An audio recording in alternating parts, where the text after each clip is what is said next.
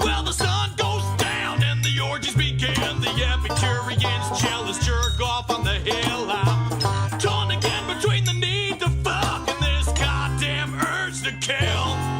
I still smell your pussy on my fingertips, the closest thing I ever known to love. It smells worse than the betrayal, but better than a boneless baby boy burning aborted in hell. Well, I'll never say never again, but I'd love to carve the words into your skin. Subcutaneous, deep enough to crack the bone, and then everyone in the world will know that you're a liar. You're such a liar, a dirty, stinking liar. Well, I know your address, you piece of shit. Well, you're kinda like swine whining all of the time to find a sense of inequity. Well, it's a statement in vain for someone such a waste, but there are pills to take care of that pain. But I'd rather use the noose and cinch a rope around the room where my nose bound me up with my numb skull. Well, there's nothing left to clutch for the vertigo, but I'm never gonna blow. Well, I'm so different now. Well, I'm so much more honest now. Well, I'm so much better now. Yeah, better than you. I'm so different now. Well, I'm so much more honest now. Well, I'm so much stronger now. And I'm never going down, you punk bitch. I still smell the latex sagging solid off my sorry state. Well, you're dead now, but I still lay down with your baby next to the regret and the fitted remains. Then I think I'm ready to experiment with the double barrel shotgun on my lips.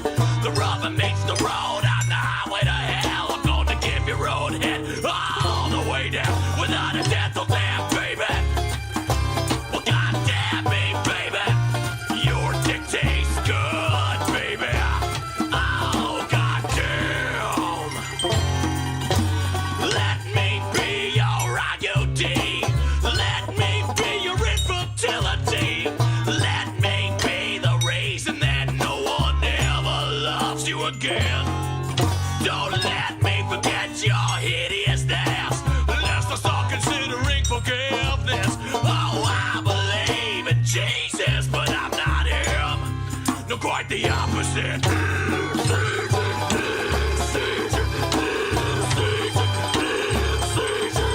Whoa, I believe in Jesus, but I'm not him. So fuck him. Oh, my body is a vessel for the devil's evil message. My body is a vessel for the devil's evil message. My body is a vessel for the devil's evil message. Singing solid, loving, sorry, stand.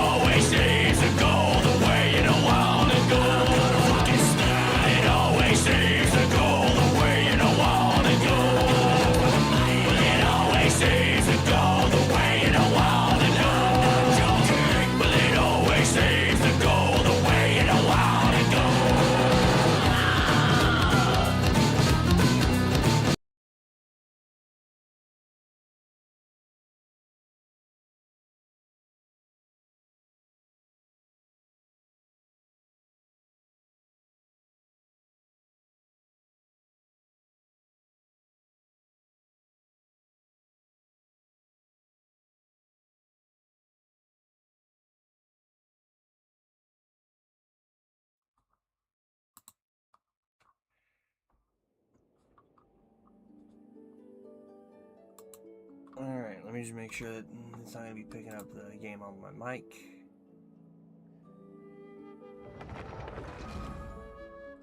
Okay, barely.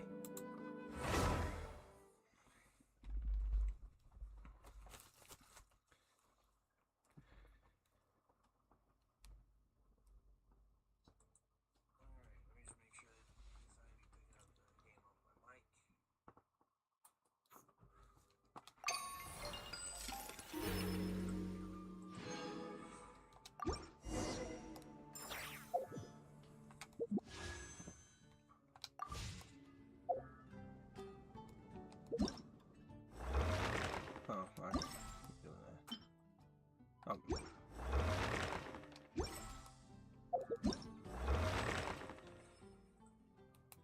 No.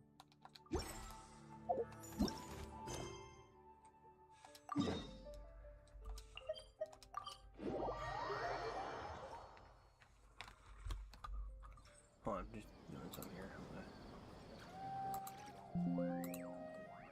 So it looks like they pick up on my mic.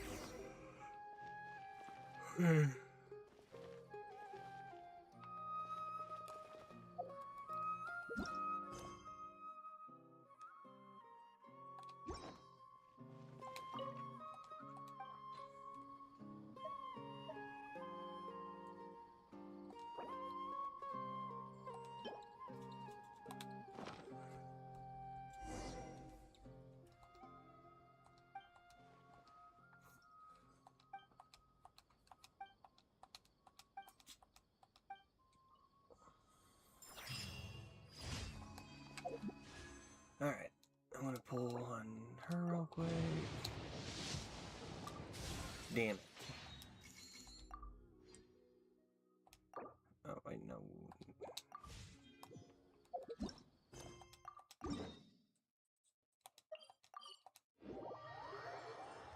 The one thing that bothers me with Genshin on PC, right? Besides the fact that, you know, I can't have the graphics quality as high, right? Without getting a proper capture card. Not capture card, but graphics card. Is that... What was it? Oh, yeah.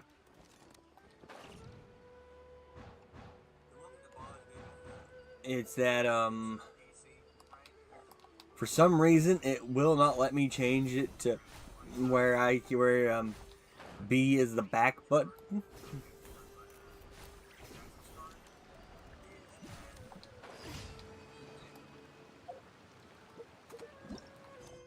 Like,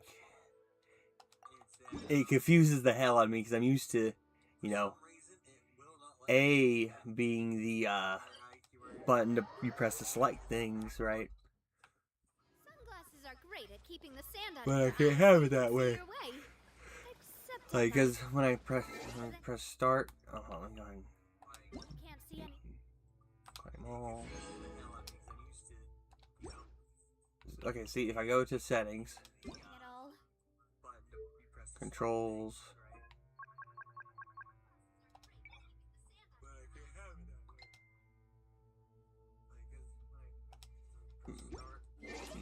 that's really annoying that it took me a lot long to realize I could in fact switch it.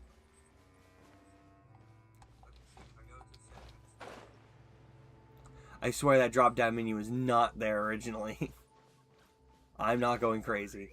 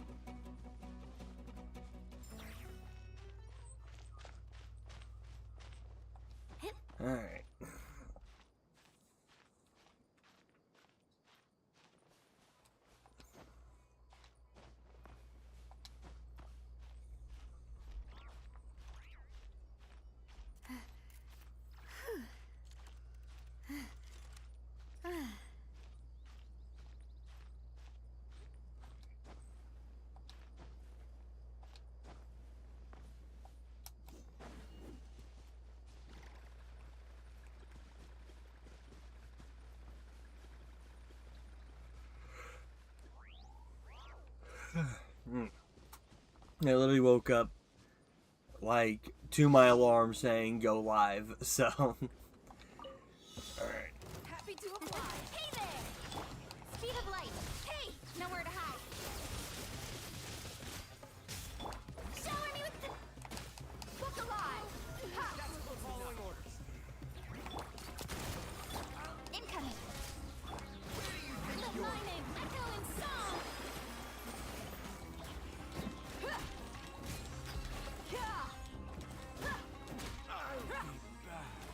Well. Hey there! Don't blink.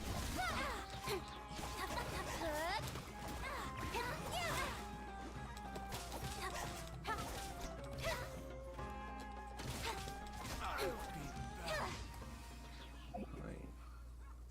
Okay. Oh. No.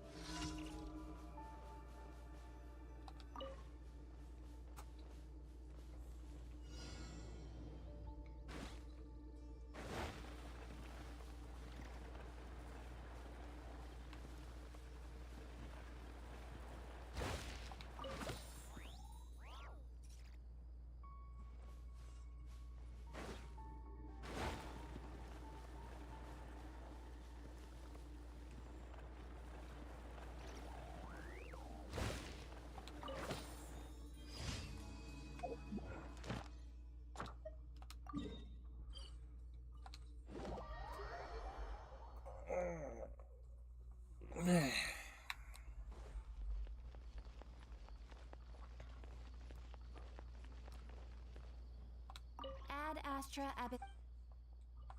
Thank you for complete. Ad Astra Abbott.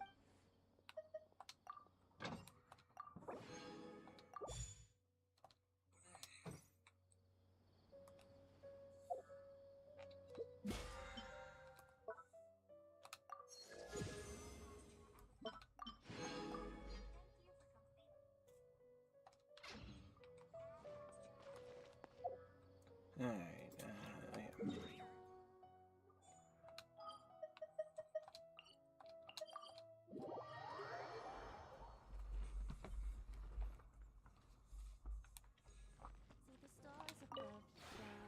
This realm is.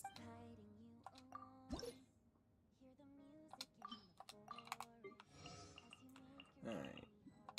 I'll have to see if I got any new dialogue stuff.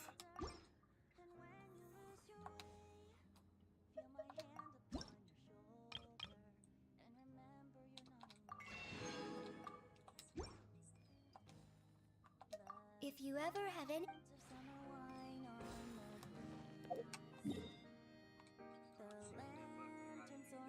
She did not.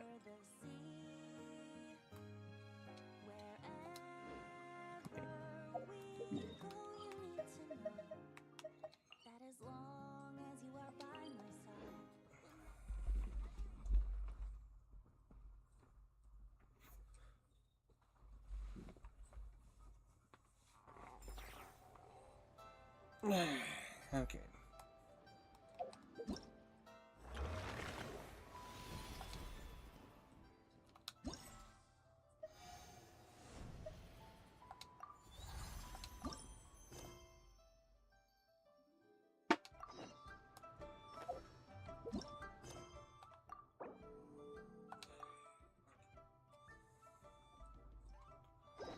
Okay, so now we're going to.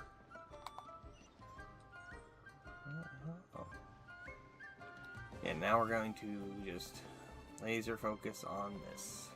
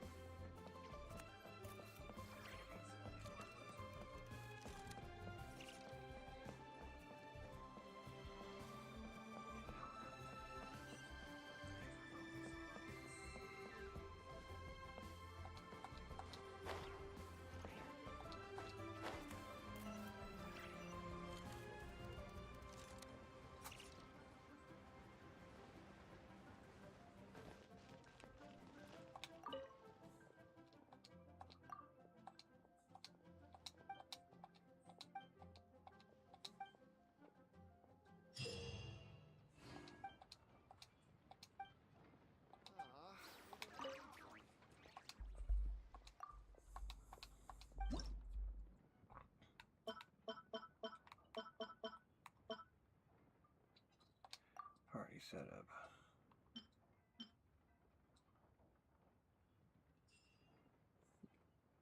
I'll throw a new Valette on there.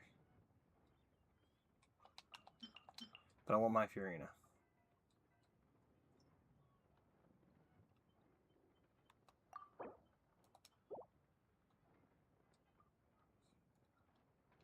Alright. I've actually never used new Valette, so let's see how he is. Bow your head. Be sanctified.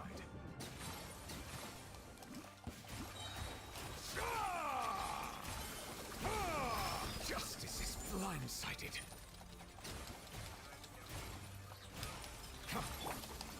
Hey there! Watch out! Attack! That's the way. Speed of light.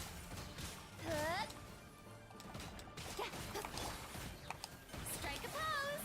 Let the world come alive. The tides beckon.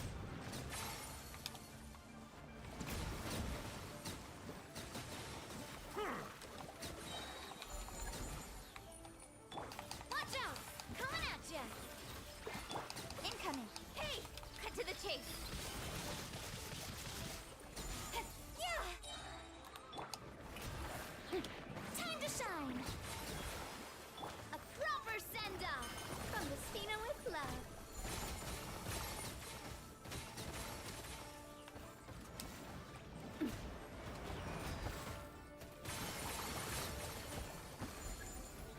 Yeah!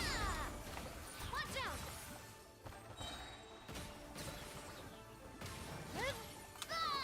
A proper send-off from the nowhere to hide. Let the world come alive! Be sanctified.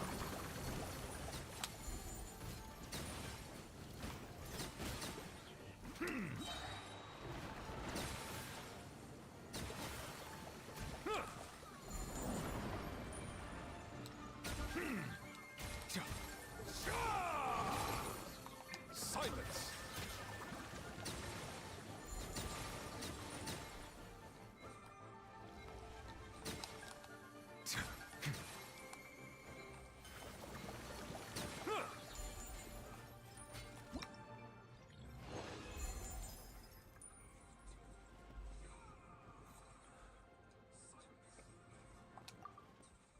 Okay. We're gonna try it again because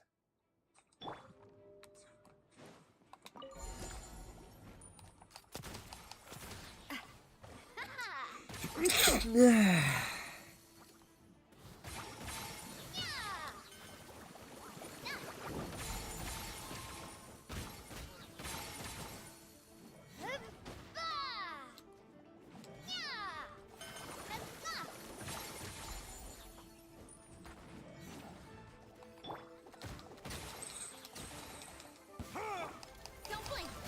With sword from shadow. Let my name echo in song!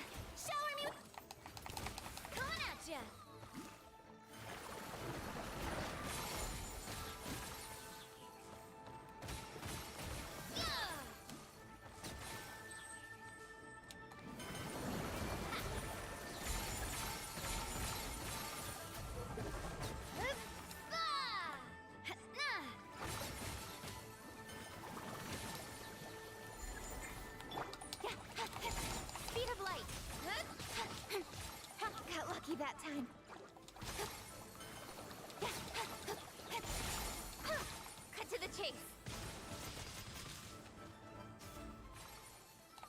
Don't blink. Ha. Huh.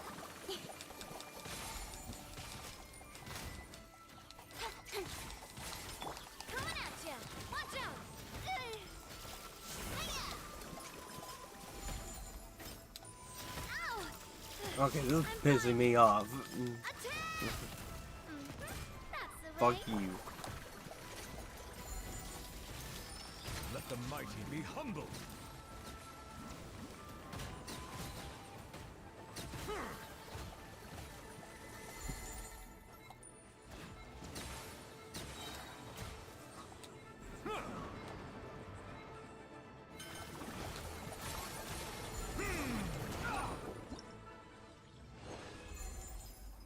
Whatever.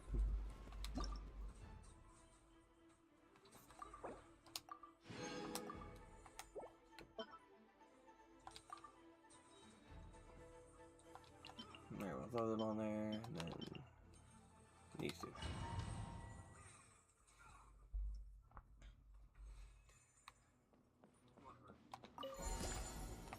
You poor lost lamb, with one heart. It all adds up. The deception ends here. Coming at ya. Hey. With sword comes shadow. A proper send-off from the Stina with love. Ooh. No more lies.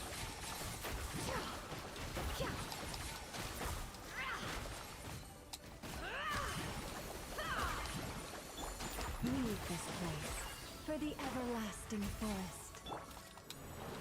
Seek within. It all adds up. No more lies. Get down here.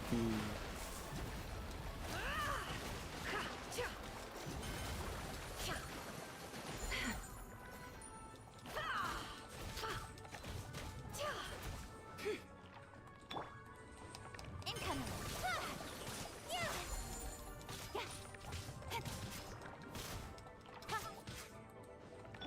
You poor lost lamb. With one heart, we pray. Can't hide the truth. The deception ends here. Nowhere to hide. By the frostman of old.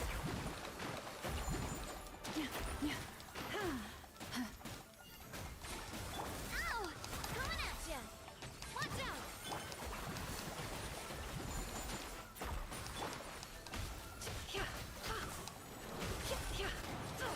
Absurd. Don't blink.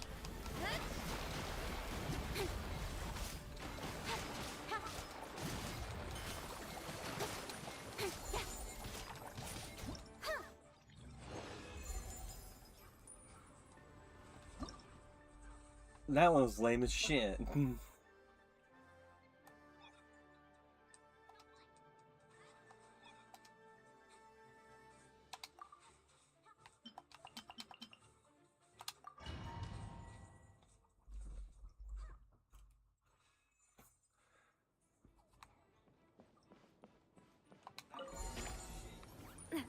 Watch out!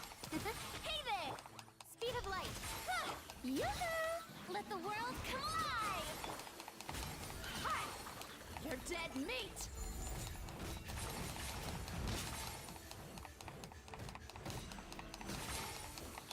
Coming at ya! Don't blink. With sword comes shadow. Let my name echo in song! Fire! Well, buckle up! Ha! You asked for it!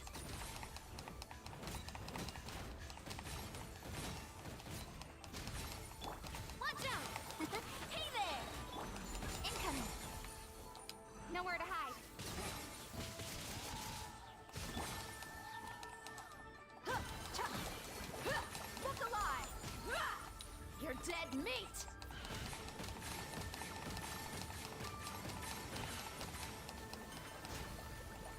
Watch out!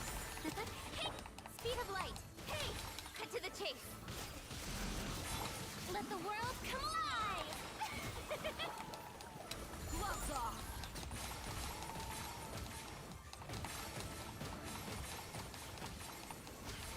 Buckle up. Ha! Watch out. Good. Nowhere to hide.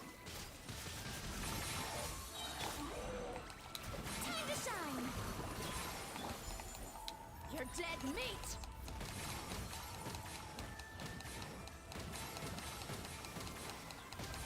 Let's get it on! Coming at ya! Incoming! Cut to the chase! Shower me with praise! Let my name echo in song! You asked for it!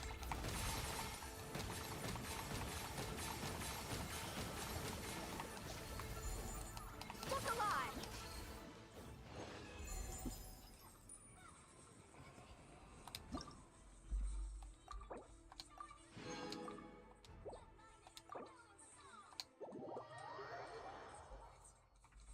Alright, let's see here. Was that enough to get anything? Pull? No.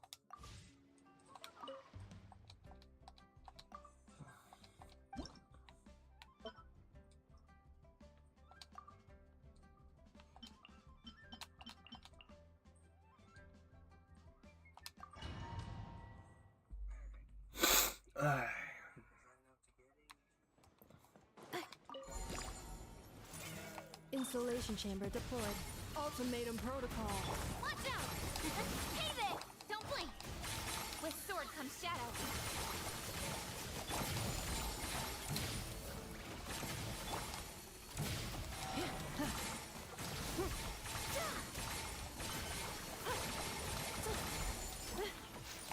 Defensive mode engaged. Hey there! Coming at ya! Speed of light. Hey! Strike a pose! Let the world come alive! Preparing for dust up.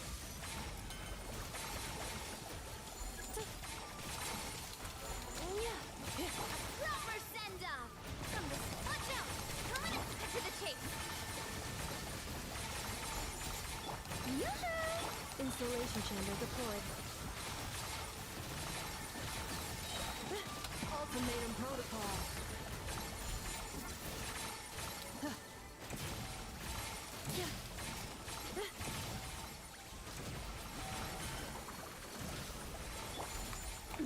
Watch out! Watch out! Incoming! Shower me with praise! Let my name echo in... Annihilation mode.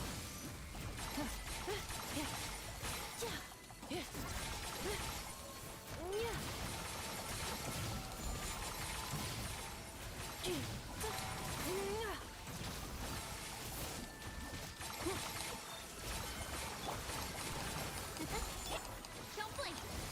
With sword comes shadow. Strike a pose! Preparing for dust up.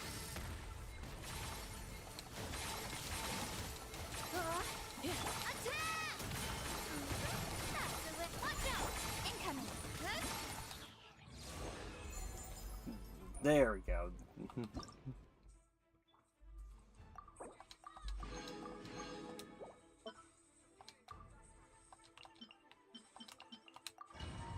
Well, I guess now I get to finally get a chance to see if I even like the character I'm pulling for.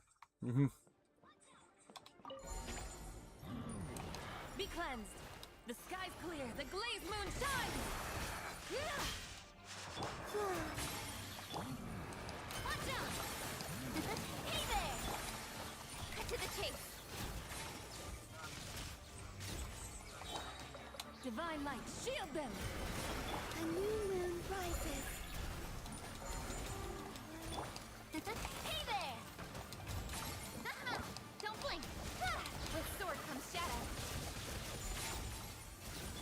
Without further ado, lofty wisdom will show us the way. Surge. A moonlit night for all. Watch out! Incoming.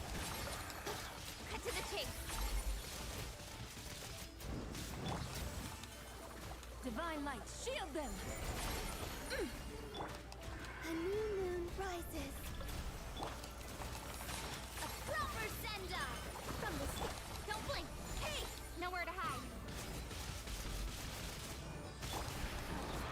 Lofty wisdom will show us the way. Three moons converge. Watch out! Attack! Speed of light. Ha! With sword comes shadow. Without further ado, the sky's clear, the glazed moon shines. A new moon rises. Coming at ya! Attack! Don't blink. Huh?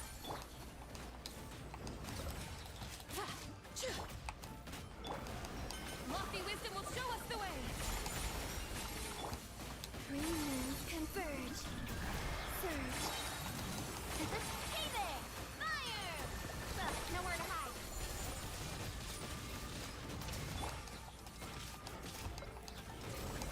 Divine light, shield them. A moonlit night for all. Coming at ya! Hey.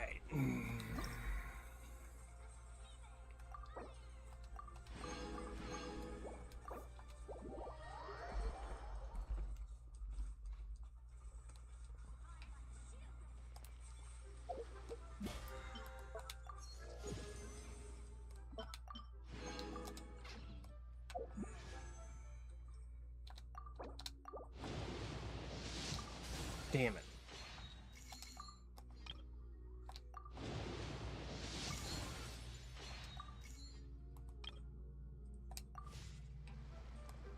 All right. Where is... Wait, let's do this.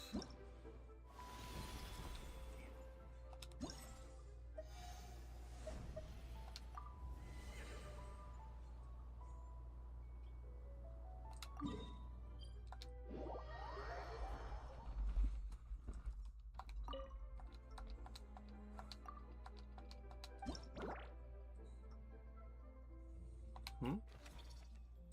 Oh.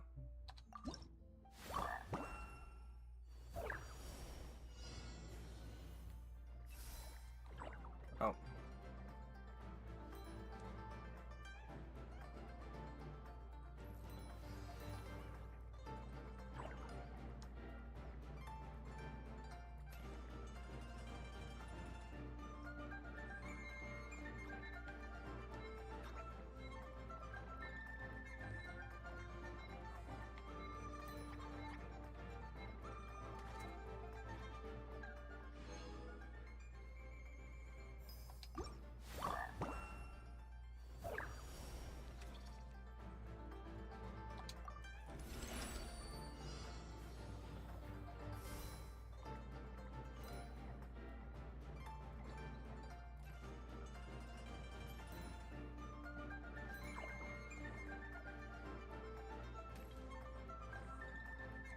Wait, when will they be able to start shooting at me?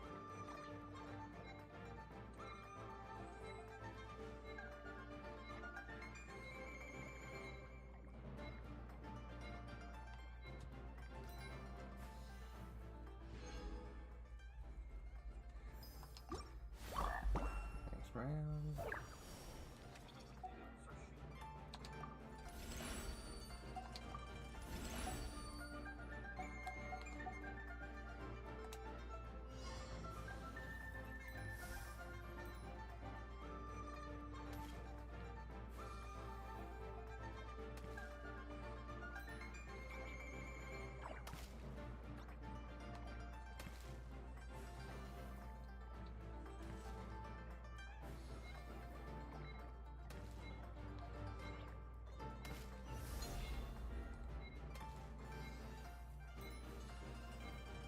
Oh.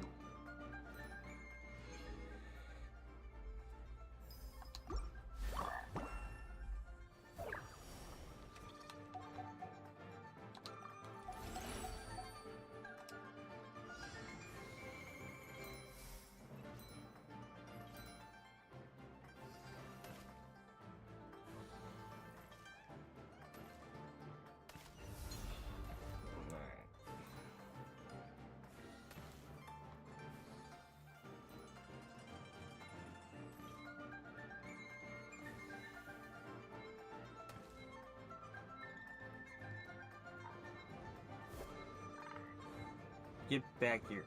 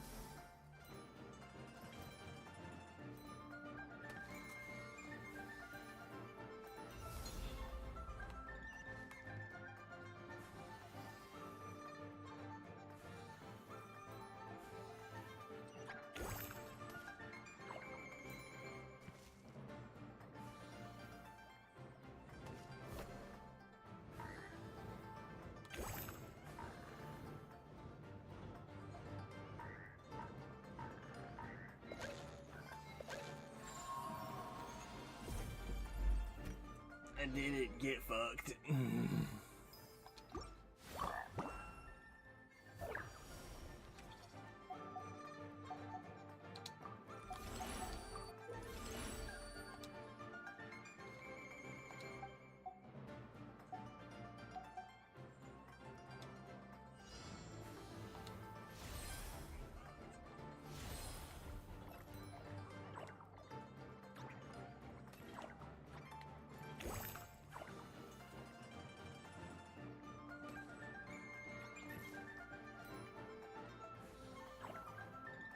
Did I die?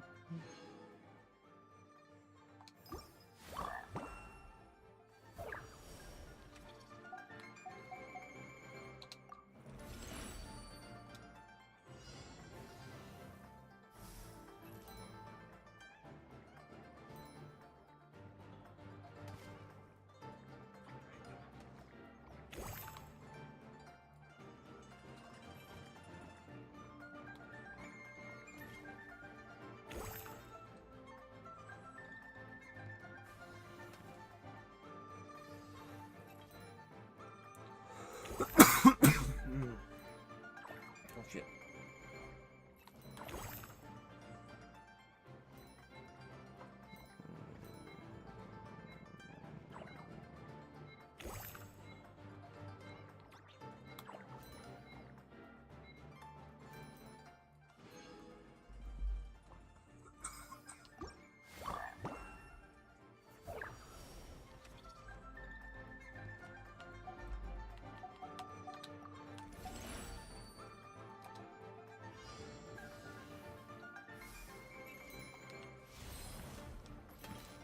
Oh, I see. I'm supposed to use that to help me get more.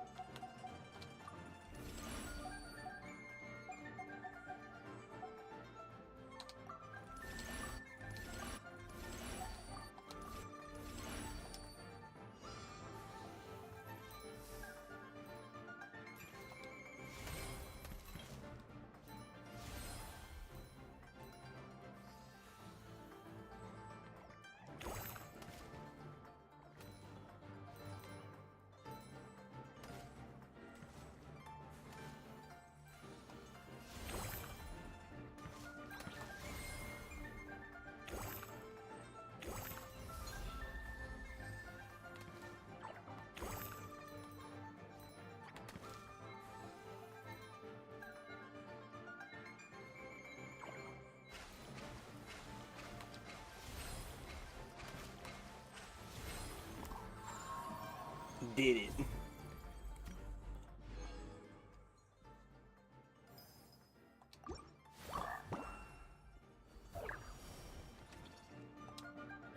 Oh, why did I do that?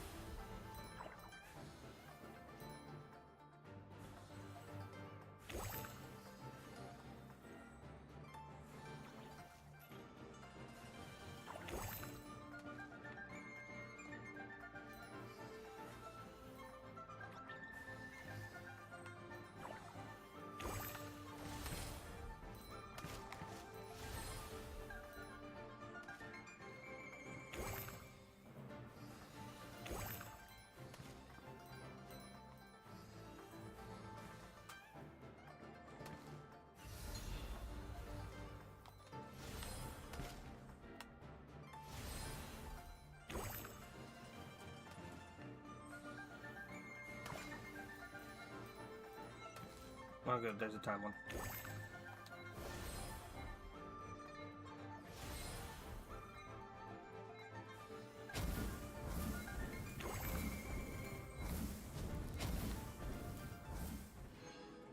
I got close.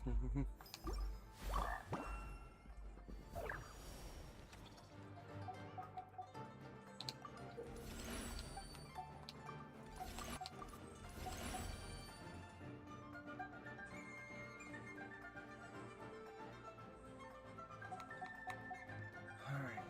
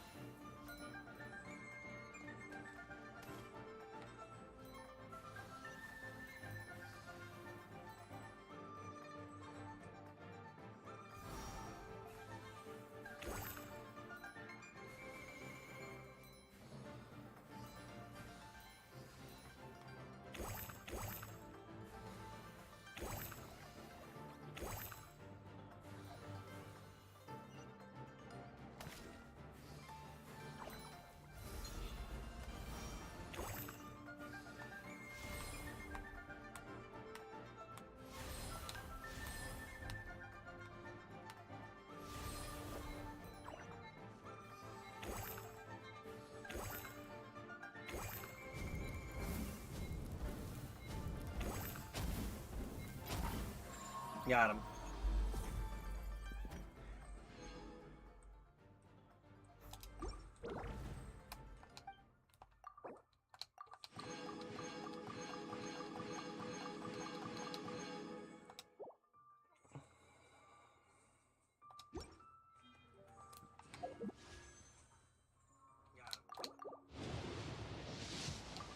Damn it.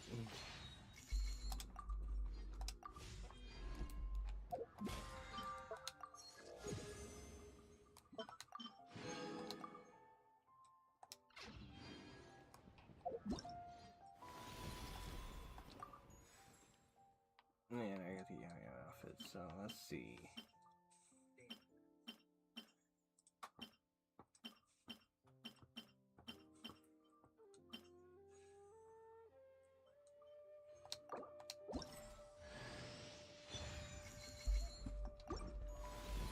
Nothing at all? Oh, I can't actually get a second. Okay.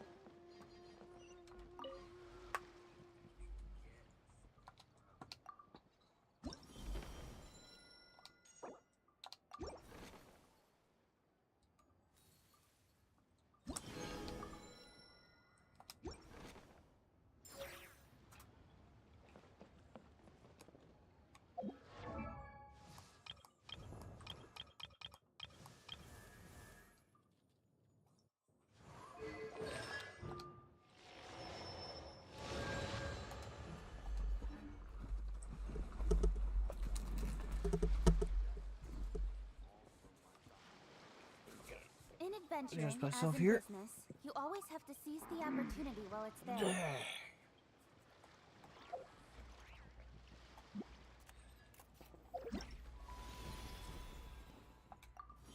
We're gonna do that. We're gonna do. Okay, we've done. Here to on that.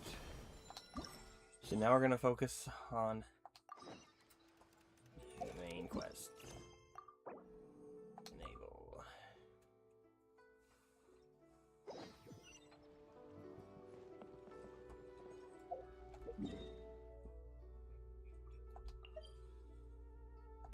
Okay, I'm just gonna run there.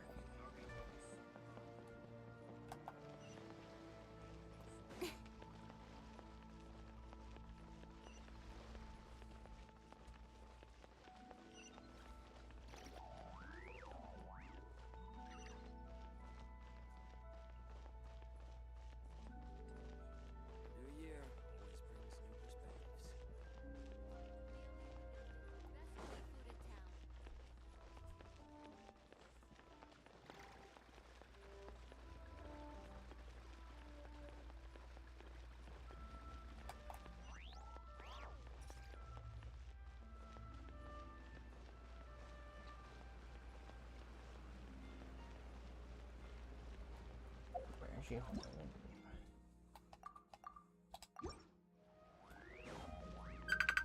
Hold on, I'm getting a call. Give me just a moment here. So many medicines, but no cure for heartache.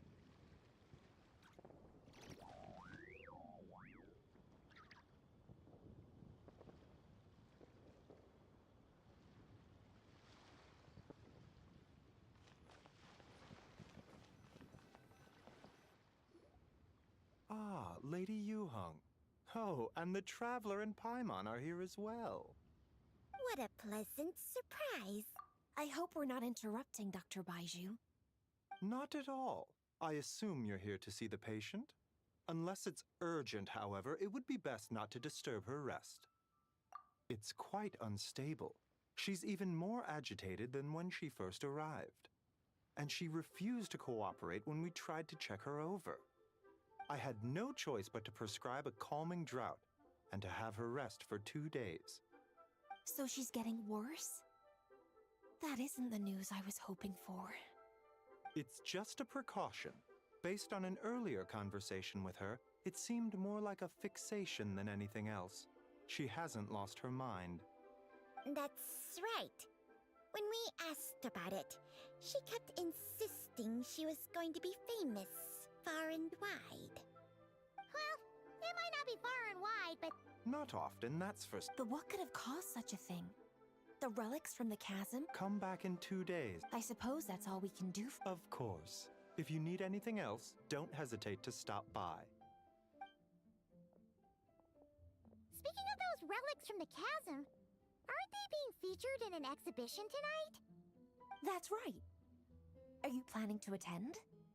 Yeah, we wanted to have a talk with Zhangli anyway, and now Paimon's even more curious about these relics. I would, except every item in the exhibition had to be registered with the Ministry of Civil Affairs. So I'm afraid it's been spoiled for me. I reviewed them all myself. There are some rather peculiar artifacts, that's for certain. We're still working on decoding the ancient text that appears on them. Yeah, the word jade appears a whole bunch, doesn't it? Huh? How did you know? Shincho told us. He said there were some ancient poems on them, too. He's quite well informed, isn't he? Well, he's right. We believe they're direct references to the ancient nation of long gone. As for the other text, instead of regular poetry, it seems to be more like ceremonial language used to worship the moon and the gods. The moon and the gods? Well, looks like it's almost time for the exhibition.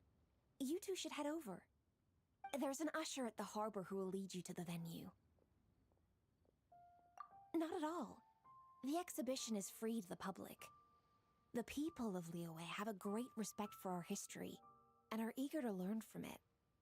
Plus, the exhibition is being organized by Linlong, the owner of Shigu Antiques. As far as I know, it's been a long-time goal of hers to hold a cultural exhibition of this scale, where people can learn all sorts of information about the past. Guess we're in for a real treat tonight, then. Yes, have a great time. There's still more artifact decoding work I need to finish, so we'll have to part ways here. After seeing the picture you brought, there's a few ideas I'd like to follow up on. You're hard at work even during festival season? Huh. You haven't changed one bit, Kaching. I'm simply fulfilling the responsibilities of my position. That's all. All right, I should get going. See you later.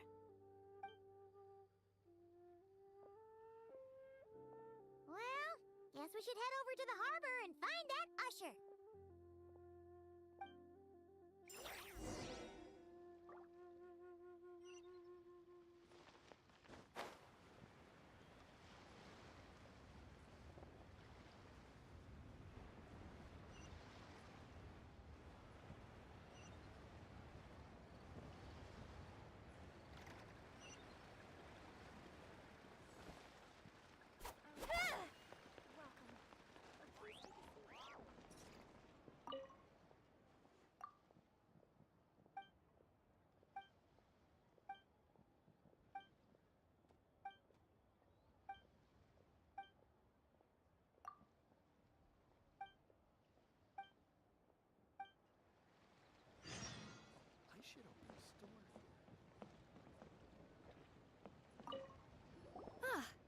Here for the exhibition?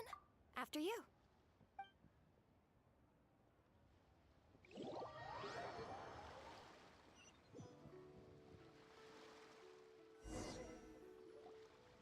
Whoa! Look at all the antiques on this Greetings. I trust you've been well since last we met? Aha! Speak of the devil! You're right where Hu Tao said you'd be. Ah, so Director Hu gave me away, did she? Don't act like you're up to some super secret business. We know you just do whatever you feel like. Yo, Traveler! Paimon! What's up? It's been a while, you two. Happy Lantern Rite. Beidou! Yunshin! It's great to see you! You're here for the exhibition too? Yes. When I heard these artifacts were from ancient times, I just knew I had to come learn more about them. I mean, what a discovery, right? Yeah, Ningguang pretty much said the same thing. She thought coming here might help culture me up or something. But as you know, I'm more of a fists and punches type of person. I doubt one exhibition is gonna change that. You're too modest, Captain. You're the leader of the Crux fleet. That takes far more skill than just fists and punches. Plus, at the end of the day, you still decided to come, even though you didn't have to listen to Ningguang. Well, she's the Tianquan. If she can't even get an average ship captain like me to do her bidding, how's that gonna look? You sure know how to think from her perspective, huh? I guess I do. Anyway, how's everyone enjoying the exhibition? I heard that if you see something you like, you can negotiate the price with the owner and take it home.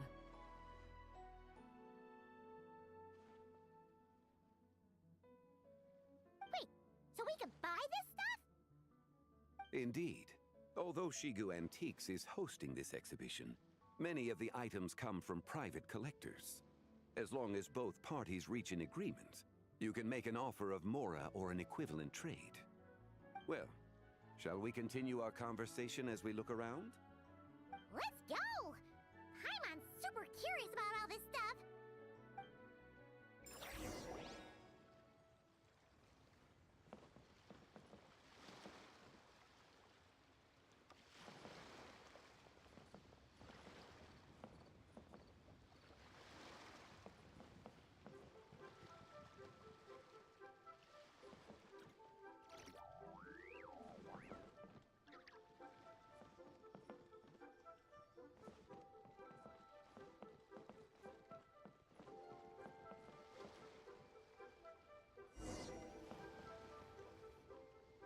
Whoa, look at this painting!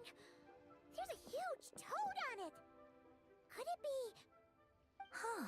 This material is quite unusual. It doesn't look like paper. More like silk, or some other kind of fabric. Yeah, I was thinking the same thing.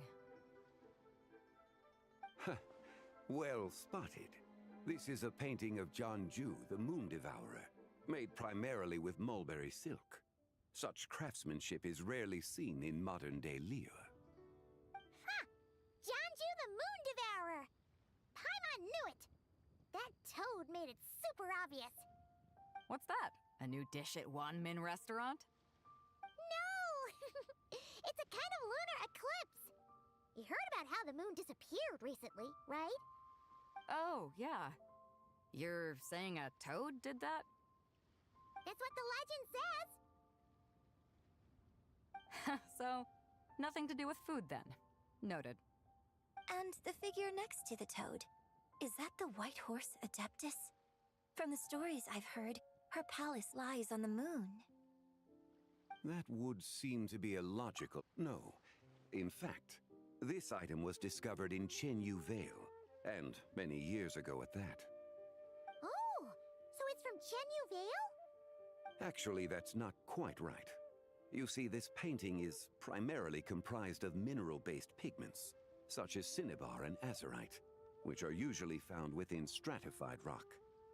This suggests its place of origin may very well have been the chasm. You could have just started with that. You're as knowledgeable as ever, Mr. Zhongli. I had only ever heard the legend of Jianju the Moon Devourer. But now, seeing it depicted in this painting, I wonder, if I purchased it, perhaps it could serve as inspiration for a new opera. Though I'm not quite sure who the painting belongs to right now. A splendid idea, Miss Yoon. Perhaps in lieu of Mora, you could offer the lyrics to said opera as recompense. The lyrics?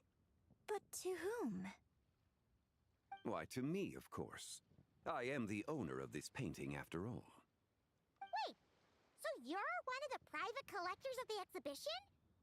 No wonder you knew so much about the painting. But lyrics in exchange for a precious antique? My work could never possibly be of equal value. I don't know about that.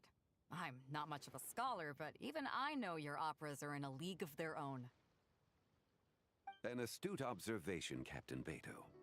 In my possession, this painting is nothing but a lifeless artifact. In your hands, however, it could be transformed into a new piece of art entirely. Quite the worthy exchange, no? But I'm not sure when I'll be able to finish writing it. It certainly won't be ready this year. Allow me to be equally forthright, Miss Yoon. This silk painting is merely a copy I made of the original work.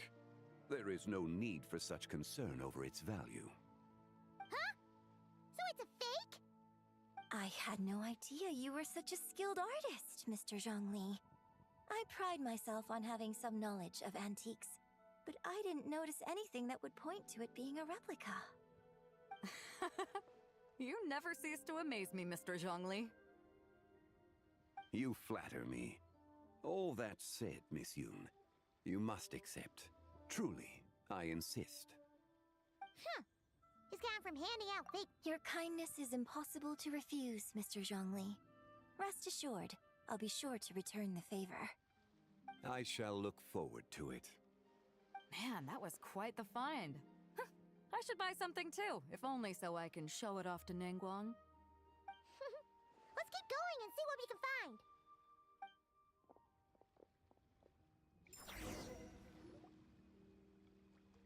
Wow, this bronze war chariot is really something. It must have quite the story behind it. I've never seen anything like it before. Do you know what this is, Zhongli? I heard from Miss Linlong that a carriage made of Celadon jade was unearthed in the chasm. A copper canopy, a body adorned with flowing clouds and geometric patterns. Yes, this must be the one. A precious piece indeed. This thing's gotta be thousands of years old, right? Crazy to think people back then were capable of such intricate metalwork. Too often, we view the past and future through the lens of the present. Objects that fascinated us as children seem crude later in life. And that's only after a few decades or so of separation. If one were to stretch time across hundreds or thousands of years, one might discover that time is not always a force that pushes things forward. It would seem the people of that era managed to create a remarkable civilization in their own right. Makes me want to get my hands on this even more. Ningguang's gonna be so jealous, don't you think? Has this war chariot caught your eye, Captain Beto? Oh, you must be Linlong from Shigu Antiques. Nice to meet you. This exhibition has been amazing so far. Well, that's all thanks to supportive patrons like you and Mr. Zhongli, of course. As for this war chariot, it was discovered by an archaeological team sponsored by Hoishan Hall. The price comes in at 90 million mora. How much? 90 million? Woo, looks like my eyes were a bit too big for my wallet. Quite a bargain. A bargain? 90 million mora could feed Paimon for like 1,000 years! And if you actually went on an eating spree that long, perhaps you'd be considered an antique worth that kind of mora, too. What, 90 million? Nuh-uh! Paimon's worth way more than that! Well, if Mr. Zhongli thinks it's a good deal, I'm sure it's worth it. Beto's putting way too much faith in Zhongli. What if he's only here to drive up sales? I'll take the chariot, Miss Linlong. Someone will come by with the payment. Quite the discerning eye you have, Captain. After the exhibition ends, I'll have someone deliver it to the Alcor. Actually, could you send it straight to Yujing Terrace? I'd like for the Tianquan to see the proof of my discerning eye for herself. Understood. Great. Yunjin and I both found something. What about you three? Want to keep perusing? And don't worry about the Mora. It's all on me. Nobody's going home empty-handed tonight. I appreciate your kindness, Captain, but I'm afraid I have some private matters to discuss with Miss Linlong. In that case, don't let us keep you, Mr. Zhongli. Right this way. Traveler, Paimon, perhaps you would like to accompany me. What? So you can show us another bargain antique that's so far out of our price range it's not even funny? Other people are always demanding Mr. Zhongli's time, but it's quite rare for him to extend an invitation himself. I wouldn't pass up this opportunity if I were you, Paimon. Yeah, just don't forget to come aboard the Alcor for a drink later. Yeah, guess you're right. Taking a quick look isn't gonna cost us anything. Let's go!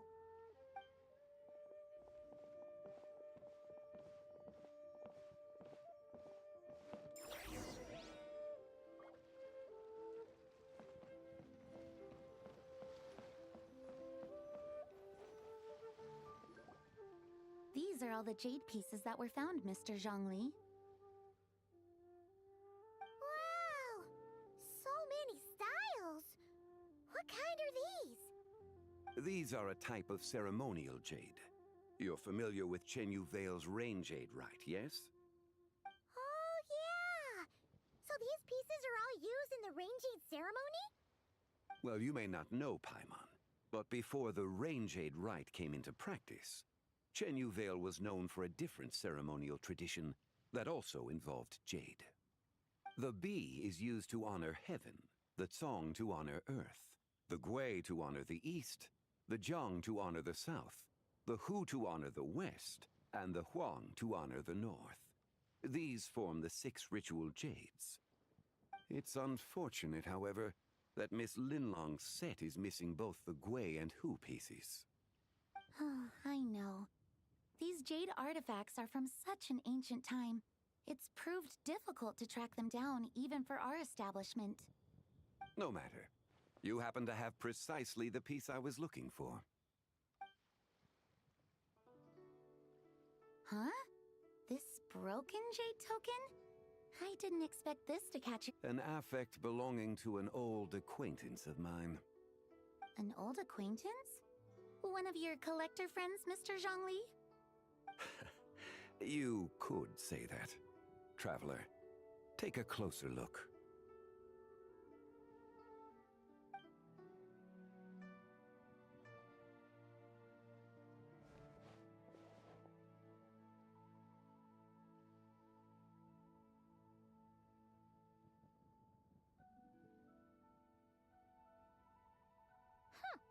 It doesn't look all that special to Paimon. Just seems like a broken artifact. Indeed. It's been thousands of years since the moon has appeared in such a form. So, in the past, the moon wasn't always full. Then, could this missing chunk be from when Jianzhu devoured part of the moon? It's worth looking into. Your insight is invaluable, Mr. Zhongli. I had no idea how special this piece was. Since it has caught your interest, allow Shigu Antiques to cover the cost. Oh, that is far too generous, Miss Linlong. Not at all. I've always wanted to give people a chance to appreciate these snapshots of history. So, holding an exhibition like this has been a lifetime wish of mine. And it never would have been possible without your help, Mr. Zhongli. I merely put in a good word with a few acquaintances of mine. And it had a profound impact. Without your recommendation, I doubt half of these collectors would have come to the exhibition.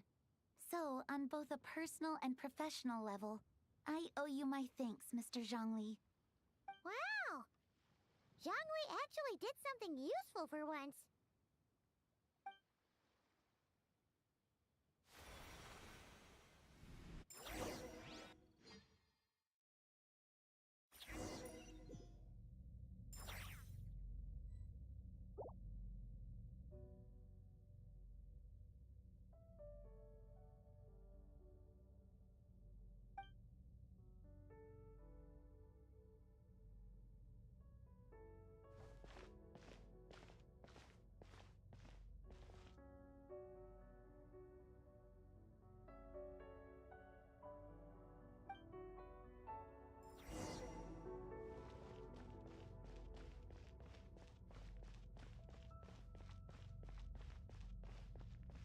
Three, 5, 7.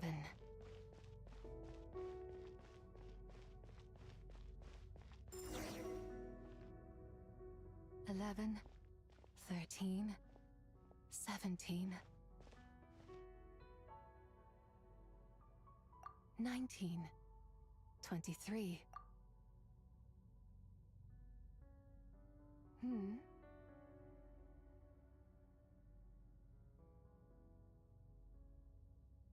You also enjoy counting in such a fashion, lost child? The same loneliness as them. Me? The shadow of the moon? Or a dream of time? I'm sorry. No one has asked me such things before. I've been here for so long. There is much I have forgotten. I know nothing of your arrival. All I know is the longing in people's hearts. Yet, I sense the moonlight's guidance within you. You seem confused. Perhaps I can help in some way. The path home is... that direction. I believe someone told me that before. But I was never able to reach the end. You should take a look. No need. It would seem... my time has already run out. Farewell. May the moonlight ever shine upon you.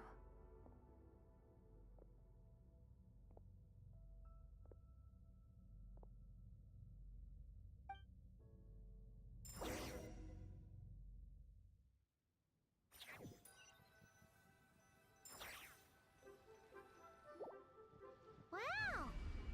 Jiangwei actually did something useful for once. Your complexion looks rather ashen, Traveler. Are you feeling all right? Yeah, what's wrong? Does your stomach hurt? Huh? What are you talking about? You were right here the whole time. Ah, I see.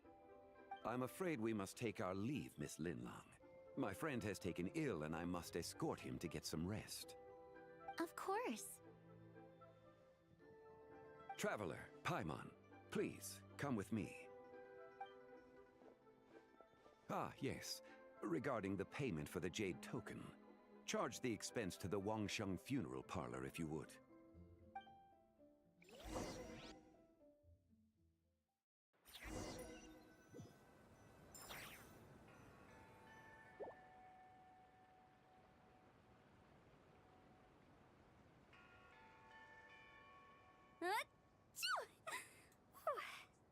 Guess someone's Alright, thinking of I'm me. back now. But this late at night? Must be that consultant of yours. I bet he's out there spending all year more at the exhibition. Yeah, he'd be the perfect employee if he just knew how to rein in the spending. But never mind him. Let's focus on the moon. We gotta see if it gets eaten tonight. I don't think it's going to happen. We've been out here all night, and the moon's the same as ever. It is quite late, and Changyun's getting tired. How about we head back? We can come back another time. Head back? Already? Actually, I do have a new dish I'm testing out tomorrow. And as part of my New Year's resolution, I'm trying not to oversleep. Alright. Guess it just wasn't meant to be. Let's go.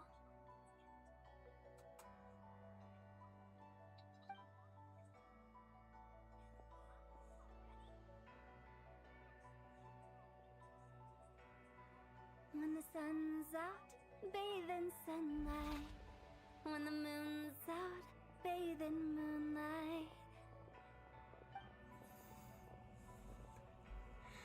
That's funny that they did. I was thinking they're gonna do that exact thing. They turn around right when it happens. Wait,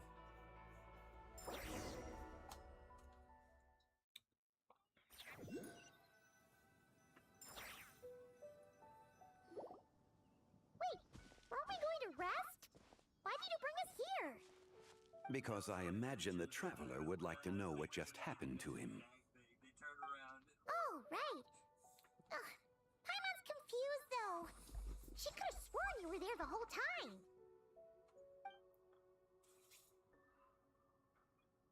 Oh, how is that possible?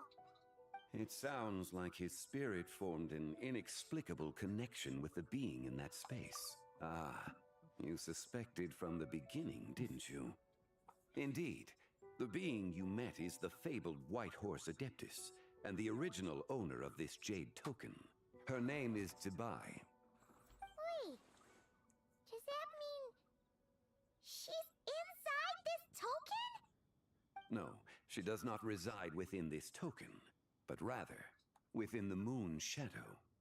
This token is merely a medium. Word has it you accomplished quite the feat in Notcry.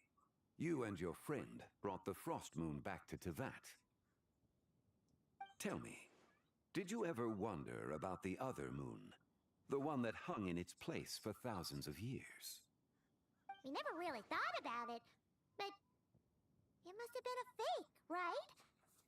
A fake moon! Indeed, it was false. Its true nature, nothing but a projection of the moon. It also happens to be the prison that confines Zibai to this day. Wait, the White Horse Adeptus is trapped inside that projection? Then we need to rescue her! But the moon in the sky right now is the real one, right? Where did the fake moon go? And why can't Paimon see it? With the return of the true moon, the shadow naturally lost its place in the heavens.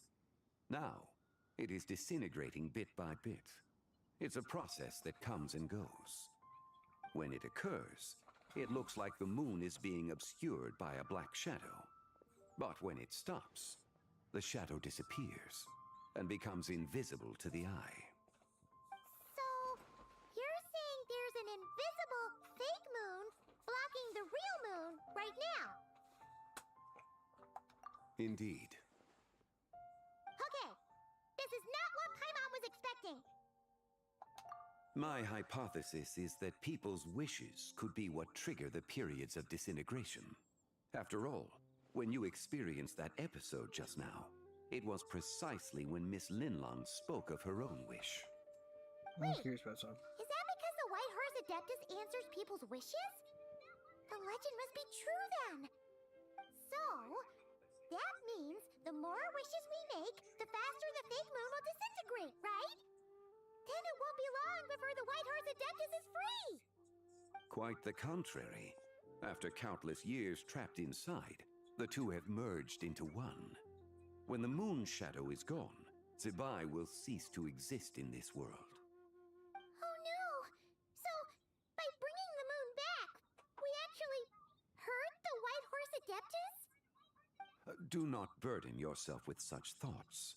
Because of your actions, a promising opportunity has presented itself to us. Let us not forget, what is crumbling is also precisely that which imprisons her.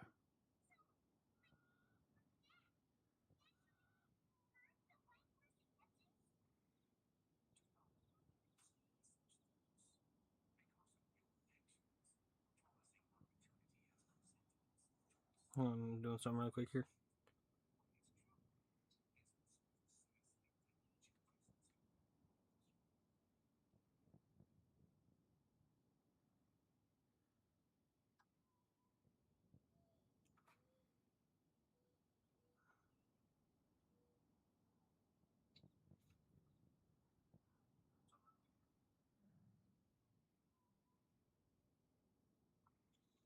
Okay. There we go. Yes, And that is why I invited you here tonight. Your connection to that broken jade token confirms that you can do what I envision. However, while I had hoped to receive your assistance, this matter could have significant ramifications. I must admit a certain reluctance to implicate you in more of Tevat's secrets. Often, the deeper one's knowledge of such matters, the harder it becomes to extricate oneself from them. You are someone who once traveled through the boundless sea of stars. I cannot help but wonder, perhaps it is wrong for your fate to become too entangled with the fate of any one world.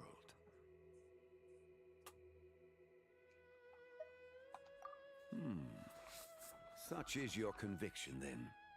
Since journeying beyond Liyue, you have had ample time to reflect on these matters, it would seem. Very well. The first secret I must reveal is that Zebai has long since passed away. The being within the Shadow Moon is merely one of the 3 deadly selves she severed before her death. Wait! The White Horse Adeptus is dead? Weren't you supposed to tell us how to fix this? Now it just seems even more impossible! Please, remain calm, Paimon, and allow me to explain. The 3 deadly selves is a practice used by those engaged in spiritual cultivation. The intent is to sever the 3 vice-laden mortal selves to reveal one's true, pure self beneath. However, Zebai's 3 selves are more complicated in nature. Because in the moment before her death, someone preserved the shattered essence of her soul and placed the fragments within her 3 deadly selves. If we retrieve the 3 fragments of her soul, there is a chance we can restore her presence in the mortal realm. So that means we can bring her back to life? Yes, provided we retrieve the fragments of her soul's essence from the 3 deadly selves. Indeed, the being you encountered was Zebai's first deadly self, Ziju. After Zebai's death, she ascended to the heavens and became one with the Shadow Moon. The essence that resides within her is a heavenly soul, also known as Taiguang. Thus, this self is the closest to Zebai's true nature.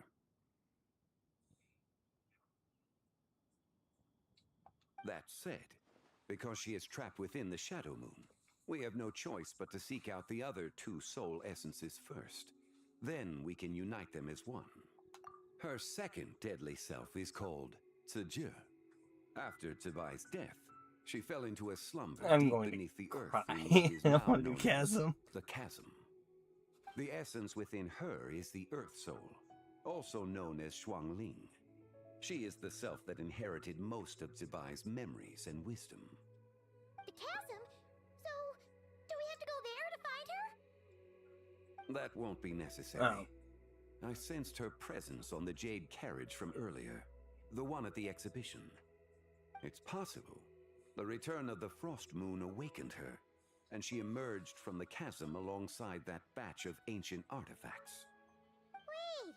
That must be why you agreed to help with the exhibition! To investigate the artifacts! Indeed. So in truth, Miss Linlong was the one who helped me. The third deadly self is Zichao. The essence within her is the human soul, also known as Yojing, Zebai's shade. Thus she is the most free-spirited among the 3. She lent me her aid during the Archon War 1,000 years ago. But later, as her powers waned, she retreated into the mountains. I imagine finding Zichao should prove the most troublesome, so I shall take it upon myself to track her down. So, we need to find the second deadly self, right? But where do we even start? Locating her should not prove difficult. In life, Zebai was fond of mortals, and as the self who inherited most of her memories and wisdom, Ziju should be the same. It's possible she has possessed someone, and is meandering the bustling streets of Liyue Harbor as we speak. Possess someone? Wait, are Are you thinking, what if she raided a tomb and dug up some super special relic, then got herself haunted by an ancient ghost? Exactly! Lu Xiangxiang! It seems you have a lead in mind already. She'd still be at Boo Boo Pharmacy. She was super agitated when she first got there, so Baishu gave her some calming medicine and told us to come back in 2 days. Do you think it could be her, Zhengli? It's quite possible. The deadly selves are impure beings that can easily influence mortal minds. A sound plan. Well, I should get started on my own investigation then. But you're leaving already? I must. Zichao went into hiding after the Archon War. If I am to have any success tracking her down, and there's no guarantee, I should start sooner rather than later. But there's still so much you haven't told us! Like, who the White Horse Adeptus actually is, and how she died in the first place! Not to mention who it was that preserved the fragments of her soul. Should our endeavor prove successful, then naturally those answers will follow. If not, speaking of them would be rather meaningless. It would seem that this is a question you are unwilling to set aside. Very well. I shall tell you. It was the Avatar of Time.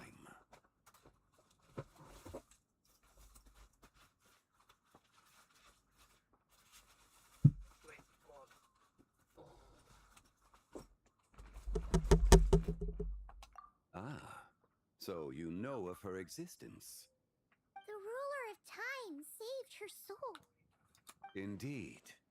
Preserving what remained of Zibai's soul in the moment before her death. Only the power of time could be capable of such a thing. However, there is no telling what effect it has had on the three deadly selves. In other words, you must exercise caution when seeking out Zizhi. On the night of Lantern Rite, countless Shao lanterns and the wishes written upon them will be released into the sky. I estimate that this event will trigger the Shadow Moon's collapse. When that happens, the cage that confines the first deadly self will open. That is our moment to act, but also the moment where all could be lost. SpongeBob. For if we fail to retrieve the other two soul fragments in time, Zibai's resurrection is hopeless.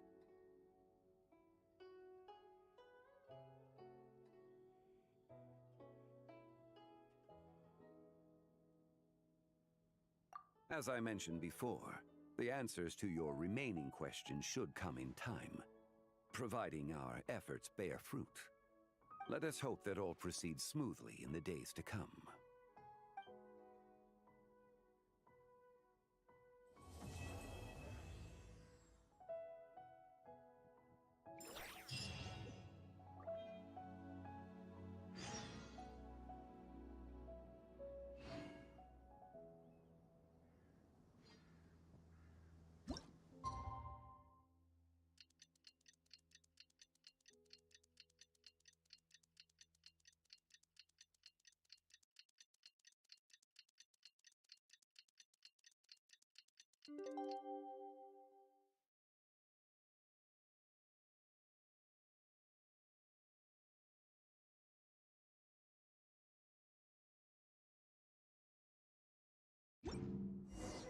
Well, should we head to Boo Boo Pharmacy today? Fingers crossed we learned something useful.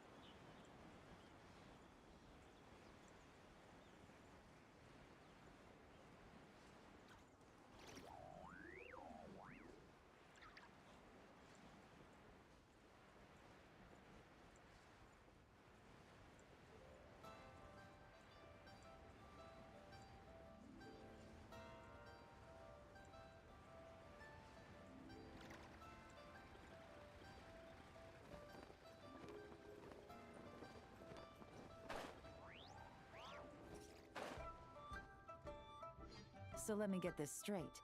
The patient disappeared right as you were delivering the medicine. I know it's hard to believe, but that's exactly what happened. It's true.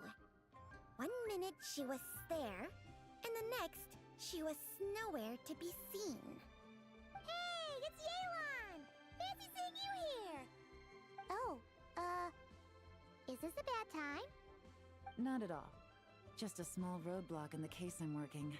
Ningguang asked me to investigate a patient named Lu Shangshang. If you're here to find her too, then you're out of luck, I'm afraid. She went missing this morning. What? According to Dr. Baiju, the patient vanished right under his nose. But it just seems like that should be impossible. There 1 second and gone the next? Pretty sure Xiao can do something like that. Then you're suggesting this Lu Shangshang is the vigilant Yaksha in disguise? Or some other adeptus? Guess not. But this is so weird. How can a living person just vanish into thin air? Unless Linny decided to take his act to Liyue? Who is this Linny you speak of? He's... Oh, never mind. Paimon's just grasping at straws. Let's set aside the how for now, and focus more on the where. You mentioned this patient has a strong obsession with achieving fame and recognition? Yes. She kept talking about becoming a renowned archaeologist and making a name for herself. So, are we looking for a place where it's super easy to become famous?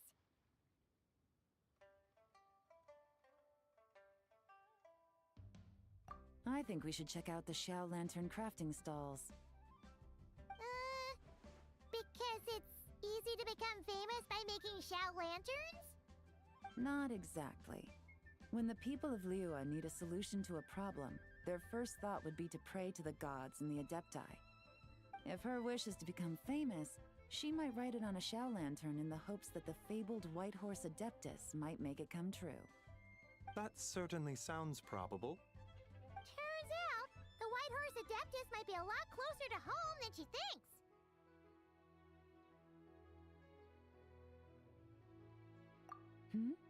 What was that? Nothing! Let's go check out those stalls!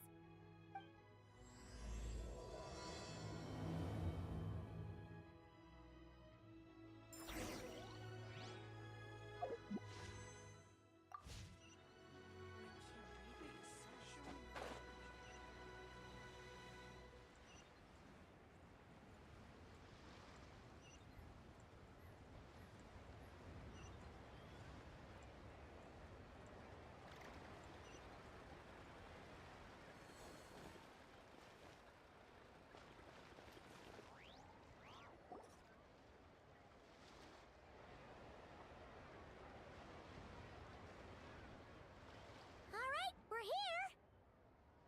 Still no sign of Lu Shangshang, though.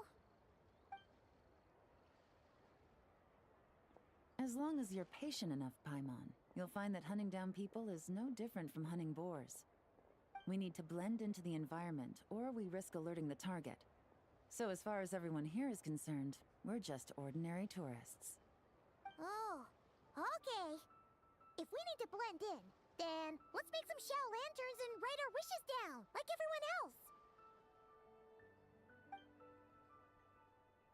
What's your New Year's wish, Yelan? I haven't given it much thought.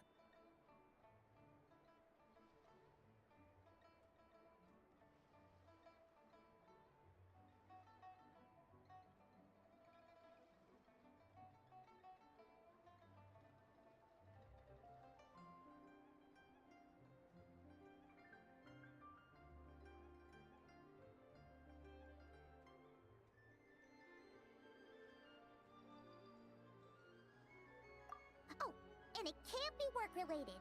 You gotta take a break once in a while, right? You're always digging out this suspect, tailing that criminal, hunting down this gang or that. Which is super amazing and all, but it's gotta be exhausting. Really getting into this, huh? You said to blend in, right? You gotta think of something.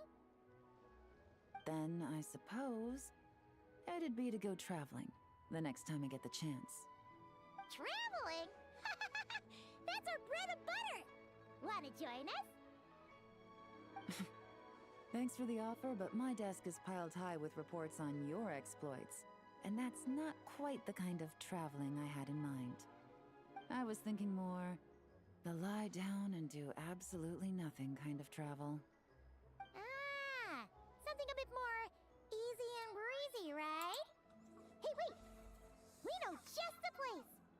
The Easy Breeze Holiday Resort in Netland. It's super relaxing and full of fun activities. You've got the beautiful ocean and tons of cute little creatures called Asha. Seriously, you gotta go! I suppose I'll have to check it out. Hey guys, happy Lantern Night.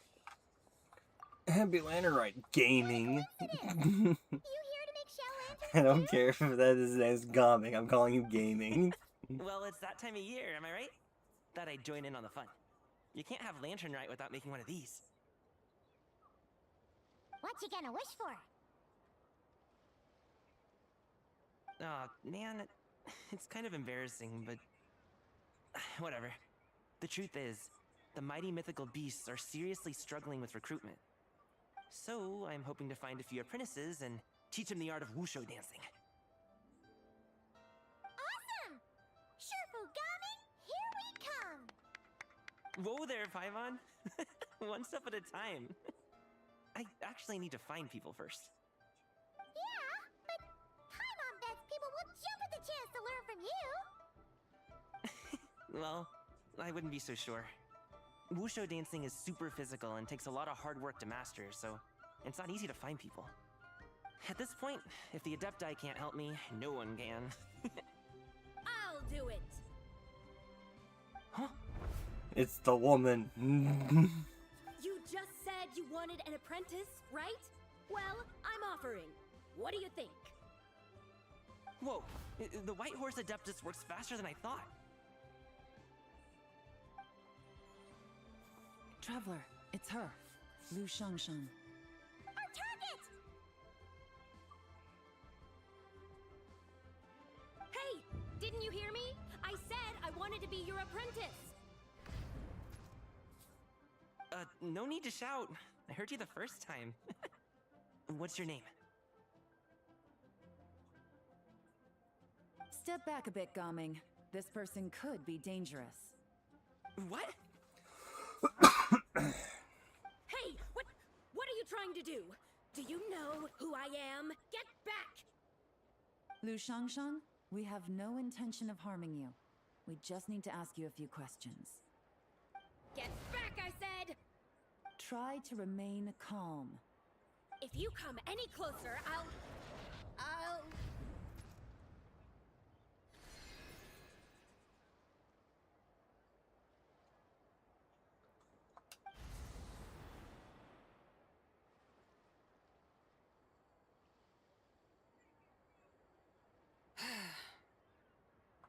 Little wisp of a being. How are you able to see me? So what if I am? Leave at once! You, a mere mortal, whose own life hangs by a thread, would dare reach for the power of life and death? Unless you wish to be condemned to eternal damnation, you would do well to abandon this foolish endeavor. I shall speak on this no further. Don't come any closer.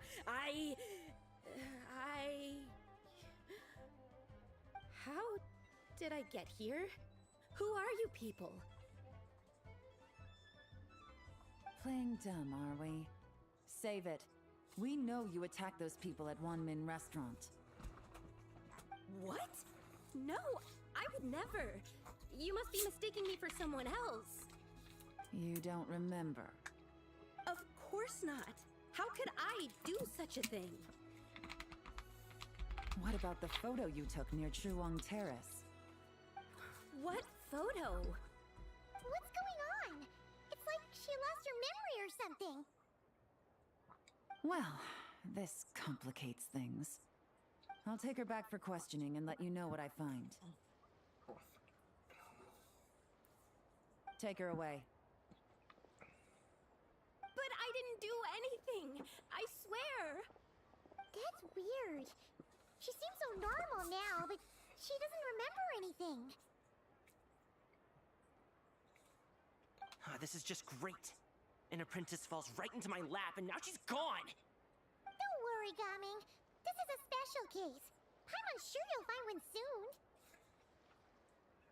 Unless you're gonna pony up and offer a real solution, Paimon, I don't want to hear it. Okay, I like this guy for being dick to Paimon. Oh, no. I'm done here. I'm gonna go find an apprentice, and I won't take no for an answer. Yep, I know exactly what happened. Is it just Paimon or what? How do you know? Oh, so you saw the second deadly self? And you think she moved from Lu Xiangxiang to Gaming? Uh-oh. And we better find him before something bad happens. Let's go!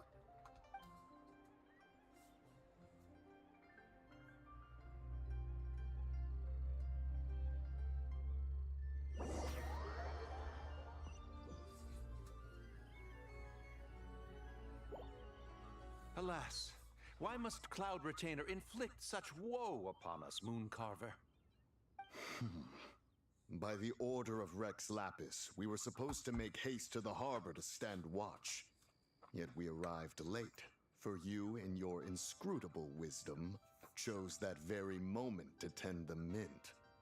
It is no wonder Cloud Retainer banished us to the wilderness in anger. A pity only that I, blameless as I am, was made to share in the punishment. Blameless indeed. You speak as if it was not you who decided to plant all that mint in the first place. Yet now, in its wretched state, overrun by blight and vermin, you would turn away? Utterly heartless, I say. Were I truly that heartless, would I have rescued those seedlings from this desolate wasteland, granting them haven in your hallowed garden? Alas, if blame must be laid, let it fall upon Cloud Retainer for failing to recognize the virtue of our plight. Ah, at last a sentiment with which I can agree. If ever Cloud Retainer is away, we should steal into her abode and plant a veritable field of mint. A tempting little ruse, is it not?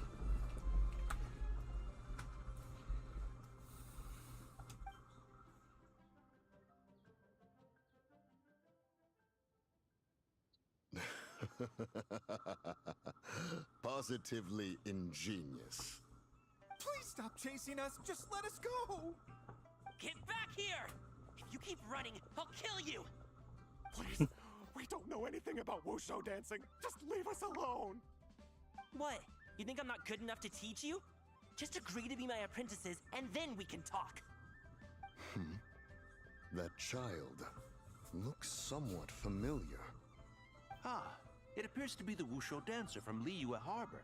I have seen him perform on occasion. Come, let us take a closer look.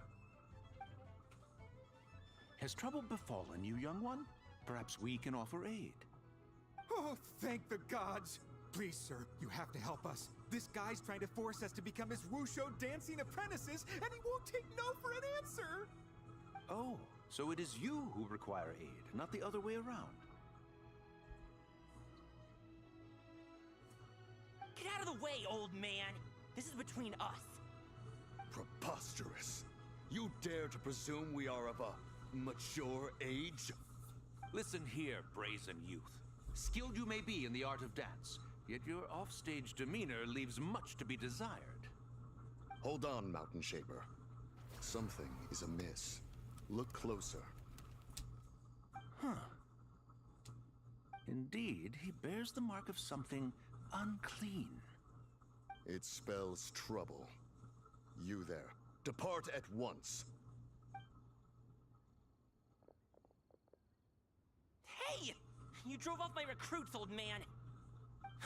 You'll just have to take their place, even if you're a bit on the decrepit side. Many years it has been since sense a being has dared speak to us in such a manner. Now let us see what evildoer has sought to use you as its puppet, young one. You two, you're Adepti! Does that strike fear in your soul? Whoa! 2 Adepti recruits just fall right into my lap? That white horse sure knows how to grant a wish. Coming! Slow down! Wait for us! Jeez, take a hint, will you? I told you to stop following me! Traveler, Paimon, keep your distance from this youth. Evil has taken a hold of him. We know! It's one of the White Horse Adeptus' deadly selves! She's possessing Gaming! The White Horse Adeptus' deadly selves? Could it be that Rex Lapis called us to Liyue Harbor for this very reason? Turn this up a bit. Hey! What are you two whispering about over there? Who's gonna be first apprentice and who's gonna be second? It doesn't matter! I'm not the kind of Sufu who plays favorites! Insolent spirit! Be gone from this child at once!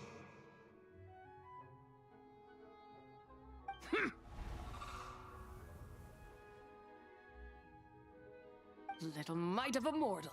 Getting in my way again, I see. That is no concern of yours. No. Only by doing it myself will I find peace. Otherwise, rage will consume me. If I lose the curse of time, the memories this body holds. Come no closer. This is your final warning.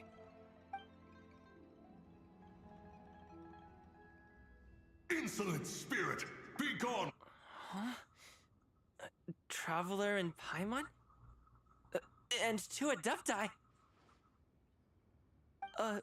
Where are we?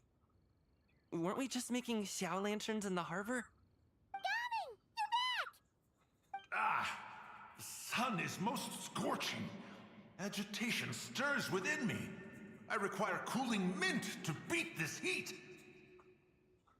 And speaking of, Cloud Retainer has scorned this verdant wonder long enough. It is time for her to feel its wrath. The wrath of mint! Mountain Shaper, where are you going? Oh no! Now Mountain Shaper's acting weird! Oh, you don't think it spread to him, do you? Spread to him? Quickly now, explain to me what has been happening.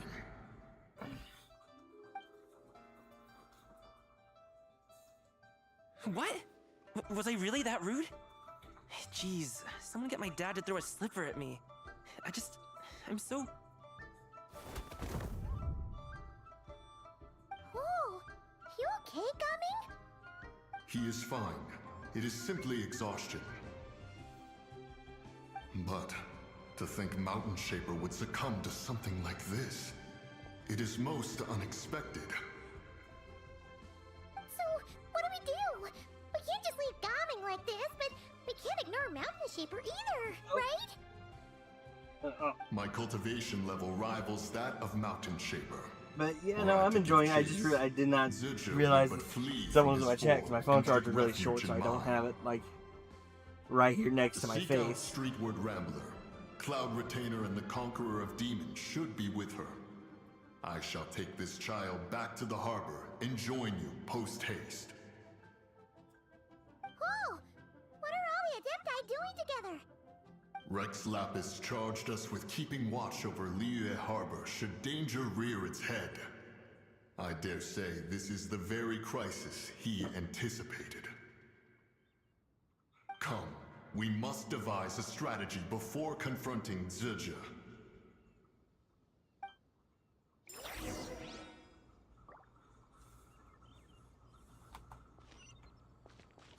Can I just dash over there? Yes. Oh, closer. I'm gonna go up here. I think I almost falling.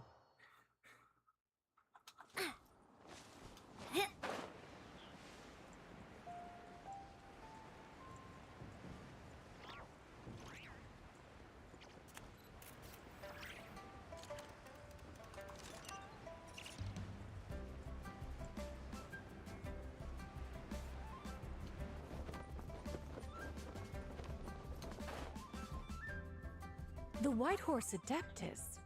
You mean the mysterious white mare that aided Rex Lapis during the Archon War? Even if it's not her, there must be some connection. She always avoided us back then, and I never knew why. Rex Lapis's recent trip seems to be related to this person as well. Shanyun! Madam Ping! Xiao! Great! You're all here! Ah, Traveler. It has been quite some time.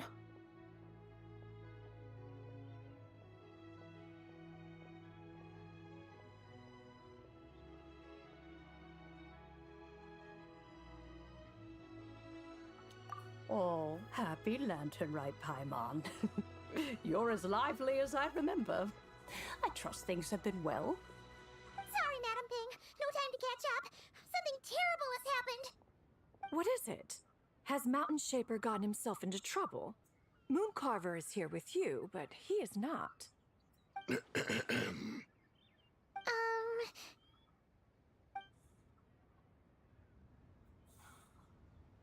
The Wrath of Mint? That old fool dares to utter such nonsense behind one's back. Yeah, that's not really our biggest concern here. So, even a mere deadly self of the White Horse Adeptus was able to possess Mountain Shaper and affect his mind. No wonder Rex Lapis told us to gather here and await his orders. Mountain Shaper's cultivation is inadequate. He was caught unprepared. Were it one of us, Zizha would hardly have found a vessel quite so ready for the taking. Hey, that's not what you said earlier. Where is Mountain Shaper now?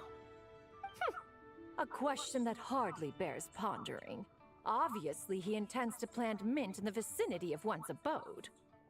Ah, then he poses no great threat. We might as well let him be. Once he fulfills his wish, it's possible that Zizha will relinquish him of her own volition. Your ulterior motive is most obvious, Mountain Shaper. You two hope for Mount Eltsong to be covered in mint. One can see it clear as day. Not to mention, deadly selves are born of malevolent human desires, and naturally pose a great risk to the form and mind of all living beings. We cannot let this go unchecked. Let me handle it. I have relevant experience and know how to deal with such situations. One has no doubt of that. Yet your involvement would likely end in armed confrontation. In one's own estimation, the time for such measures has not yet come. Before his departure, Rex Lapis knew that Zizhu was active in Liyue Harbor, yet told us only to wait. It would seem, then, that Rex Lapis did not believe extreme measures were warranted here. Yes, this is quite a peculiar case. After all, Zizha's possession does not seem to come with ill intent. It's more like she's guiding those she possesses to fulfill their own wishes. There is another matter of import, however. I sense tremendous resentment emanating from her. What could be its source? She was talking about the White Horse Adeptus memories, right? From what the Traveler said, it seemed like she was about to explode with rage. But why? With Rex Lapis away, if we wish to understand that which occurred in the past, we shall have to ask her directly. She also mentioned the Curse of Time. What could that be about? Perhaps erosion. Indeed. We are of the same mind. I heard that ancient clans in the mountains once regarded the White Horse Adeptus as the daughter of time. It seems there was some truth to that, after all. The Daughter of Time. Cursed by time? Time does not treat everyone equally. The longer you dwell in this world, the more it takes from you. Then what do we do? One has devised a solution. Based on what you have told us, it seems that Zizhu is in the habit of leaping to a different host when provoked. One's plan is for us to block all escape routes while you confront Mountain Shaper, forcing Suja to reveal herself. Then, if prior experience stands, she will have no choice but to possess you. However, not only are you able to sense it, you are also unaffected by the peculiar state of stasis. In other words, in that moment, you would have the chance to either subdue or persuade her. That is akin to walking straight into the lion's den. Allow me to go instead. Yeah! Isn't this plan a bit too risky? Why doesn't Paimon try first? After all, even if she got possessed, it's not like she would pose a danger to anyone. Paimon's wishes aren't all food-related, you know. One would not suggest this course of action if one had any such reservation. Time and again, the Traveler has proved immune to Suja's influence. Oh yeah! That's what the first Deadly Self told you, right? Perhaps your time in Nodcry left you with the blessing of the newborn moon goddess, Traveler. And this Whitehorse Adeptus clearly has a profound connection to the moon. Indeed. Indeed. I see. Have you other concerns, Conqueror of Demons? I was just trying to fathom why Rex Lapis left without explaining the situation in detail. But now I think I understand. Rex Lapis entrusted this matter to the Traveler, which means in his estimation, the Traveler must be the key to its resolution. So I have no other concern. Then we are all in agreement on proceeding with this plan? Very well. We should depart at once, lest we lose our chance. Let us see whether that old fool truly dares to face one's abode with Mint.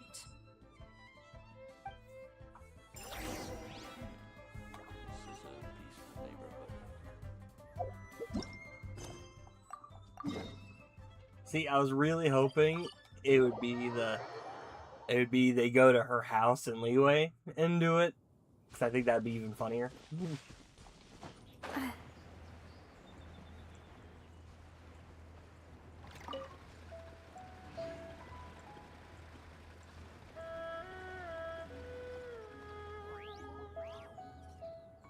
One mint, two mint, let us plant a whole slew of mint.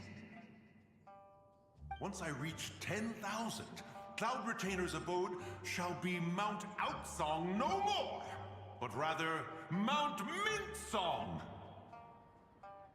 Oh, to behold the look on her face when she is confronted with such verdant splendor! Mountain Shaper, you dare disturb the tranquility of one's abode. Do not take personal offense, Cloud Retainer. He is not in control of his faculties. Exactly. Let it go this once. Zitja is the one driving him to do this. Huh? But Zitja just helps people fulfill their own wishes and desires. Not now, Paimon. Oops. Sorry, Mountain Shaper. Paimon might have just thrown you under the bus.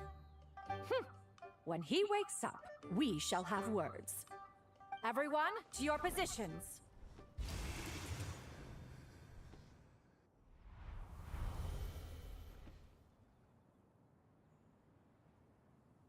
Be careful. A pest? I must catch it. Again!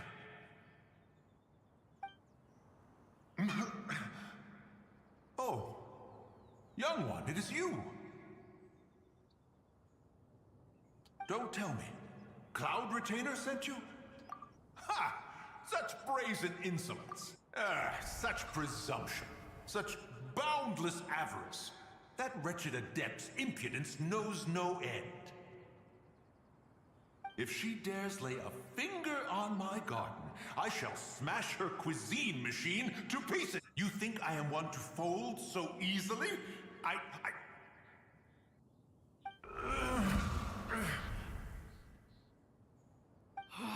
Insolent mortal!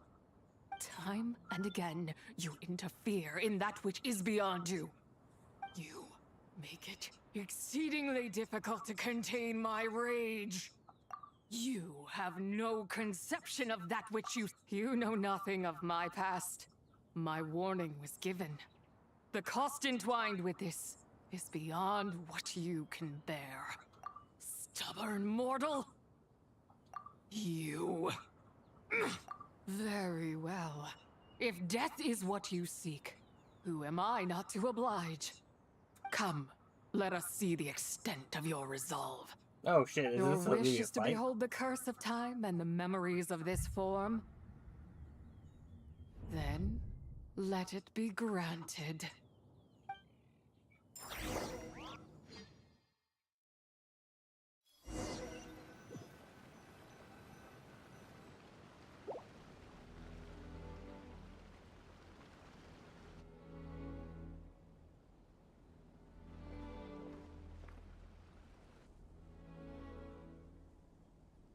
You who seek death, stand before me. My prison. I was merely a trace of impure energy within Zabai's immortal body. When her soul was shattered, it should have been the end of me. But then, the one who governs time descended from on high and froze the moment of her death. And so, I remain in this world, unable to find release. A mortal who knows of her existence and would dare to speak her name. Who are you? Help. No, there is nothing we can do for each other. Her power, the one who governs time, it has surrounded me ever since. A blessing and a prison, no. I have been asleep in this prison for countless years, until a familiar presence woke me.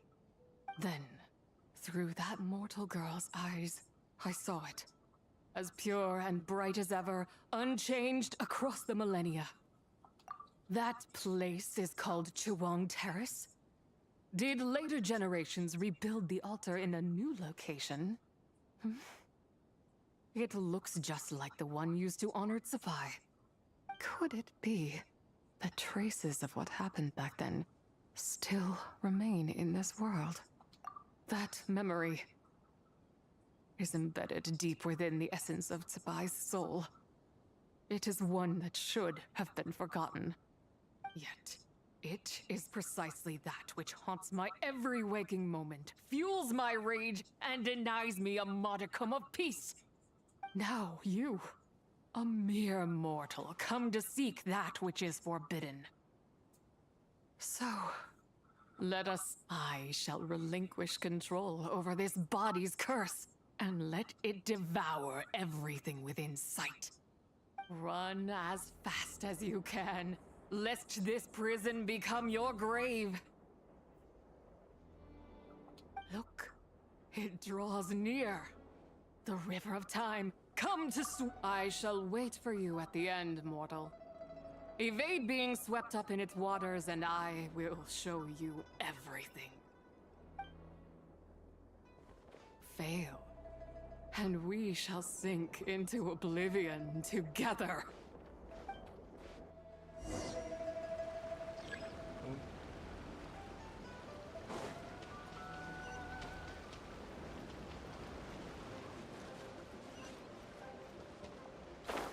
Son of a bitch.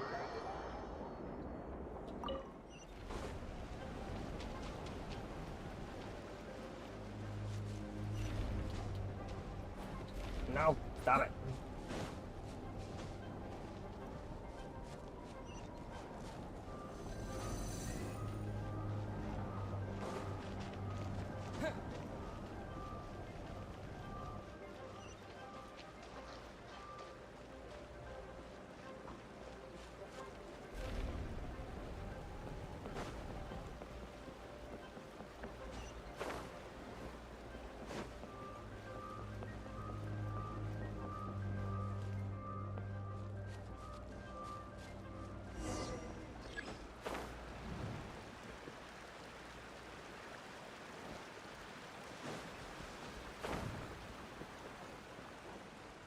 Oh, there she is.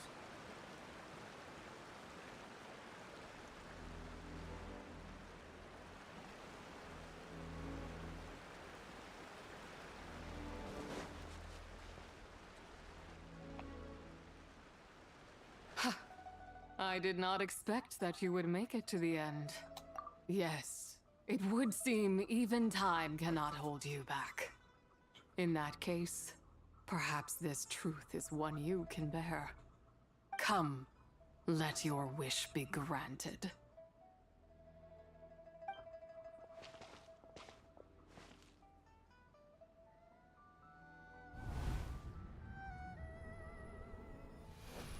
Under moon eternal, in radiant night, a maiden grants silk, soft and light.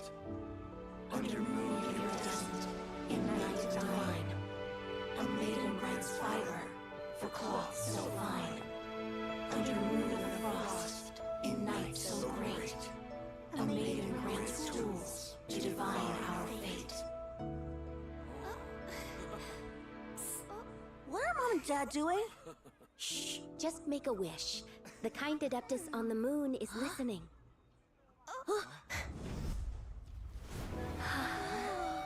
Look, it's Lady Tsubai. Wow, Lady Tsubai? Is she powerful? Of course. She taught us how to grow grain and beans, millet and rice, how to peel hemp and reel silk, spin thread and weave cloth, how to cut stone and build houses, cast bronze and forge tools. According to Mom and Dad, the Adeptus Tsubai is the god of soil and grain, who blesses our land and its crops. Huh? Lady Tsubai's leaving. It's all right. We just have to wait till next year. She'll be back.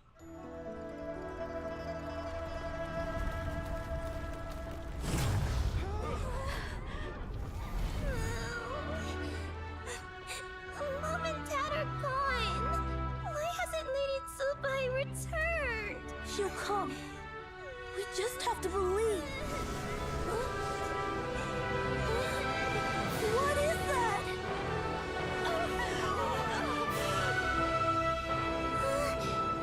Lady Tsubai abandoned us. All places tainted by the abyss need to be purified. That includes Long Gone. And what of its people? You know what will happen. You are but an emissary to the mortal realm. This is Heaven's will. There is no need for guilt, and no place for hope. I wouldn't dare. But the people of Langan honor me, worship me, pray to me. If I do not answer, the guilt will be too much to bear. And if you do, you will meet the same end. Then as their god, I shall die among them.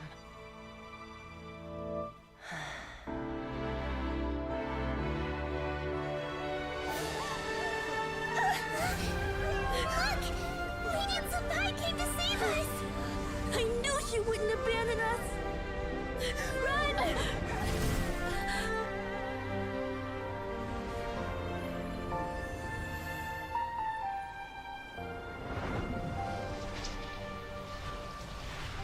You have done enough.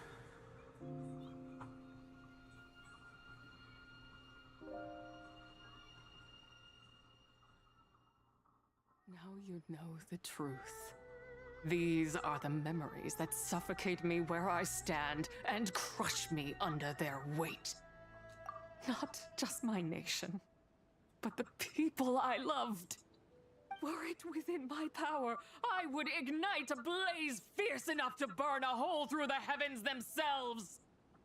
It was a time of war, one that ravaged heaven and earth. Remnants of the battles tainted with cursed power fell from on high and devastated Langan. The heavens decreed that the tainted filth had to be cleansed. No matter the cost, if I just had more time, I could have helped more people to escape.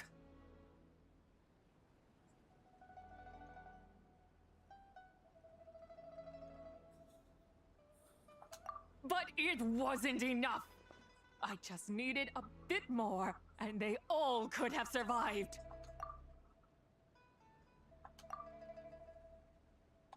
I never imagined there would come a day where I found peace. So long this rage has been within me. Yet here in this moment, it has stilled at last. Thank you. If you wish to bring Tsubai back to life, mortal, then you may take the part of her soul that lives in me.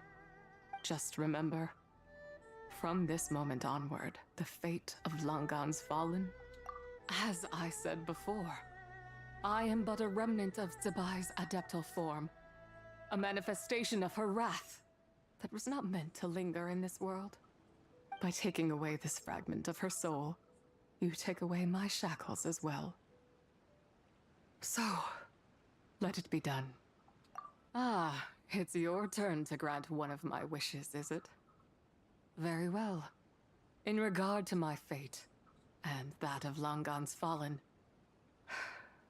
I know there is little I can demand of you. However, should another raise a war banner against the heavens someday, let my name be set upon its cloth.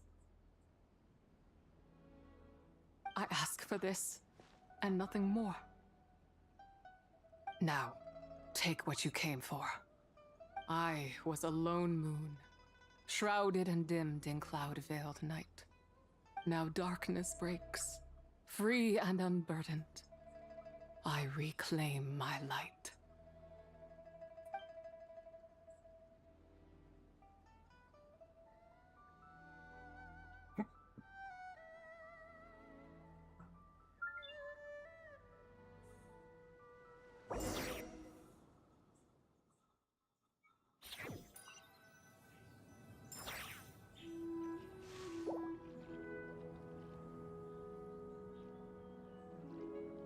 You think I am one to fold so easily?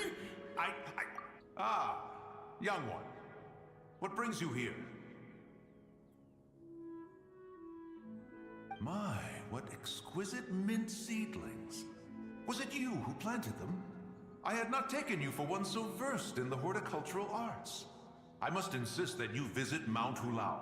There is much we could learn from one another. Ah, but this is Cloud Retainer's abode. She does not appreciate the verdant wonder that is mint. We should leave at once. If she sees us here, there is little I can do to protect you. You weren't? Was it Mooncarver then? My, what nerve he has. What? Looks like Mountain Shaper is back to normal. Has the matter with Zizhi been resolved then? Wow, that was fast. That took, what, like a second? A second to us, perhaps. But for the Traveler, I imagine it felt much longer than that. One's plan was most successful then. And you're all right, Traveler. You don't feel strange in any way? Well, sounds like good news all around. I'm glad this matter is resolved. What is this matter you speak of? The possession of that mortal child? The matter of Zizhi may have been resolved, but there is another that is far from over. The mint you planted around my abode. Perhaps you have a moment to spare for a little chat, Mountain Shaper.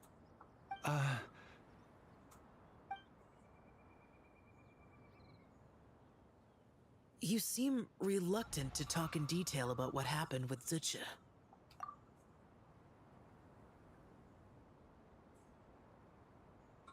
Don't worry. I won't ask you to reveal her secrets to me. And I doubt the other Adepti will either. Huh? You don't want to know what happened? The expression on your face. I know it well, Traveler. It's one I've seen Rex Lapis wear on many occasions. Whatever you learned, it must be too heavy to share.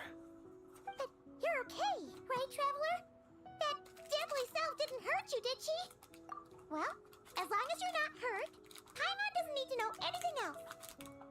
Even so, I hope you feel like you can entrust me with it. If I learned anything from our time together, it's that one should not have to shoulder such a weight alone. Not to mention that certain knowledge brings danger in its wake. I would never want you to feel forced to be the sole keeper of such secrets. Yeah, kind of like how one person can't finish a whole slime, you know? Better to grab a bunch of friends and eat it all together. Exactly! Wait, no! Paimon's just saying we've got loads of friends who'll be more than willing to... I never knew there was such a tragic chapter in the ancient past of this land. So, the people of that nation worship the White Horse Adeptus as the god of soil and grain. It would seem, then, that Rex Lapis had a similar reason for withholding the details of his recent trip. I've often wondered if he had companions to stand by him before we met, or if he was forced to face things alone. Regardless, Lantern Rite takes place in 2 days. Let's meet back up again there. If there's no news of Rex Lapis by then, we'll have to come up with a plan. Fingers crossed it all goes well.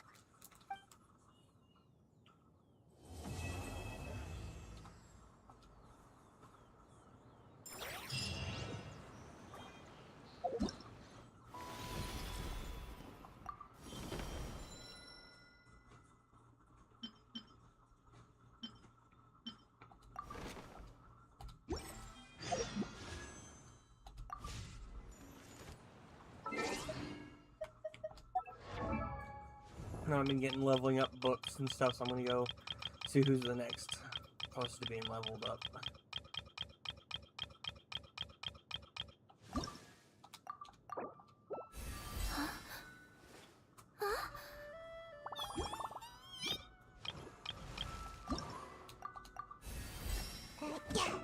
There you go.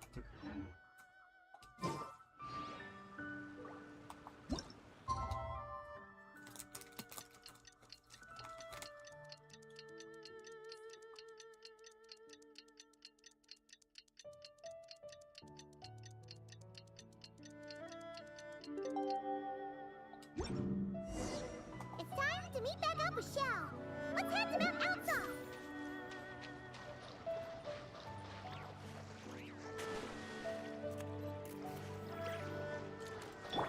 Yoo-hoo!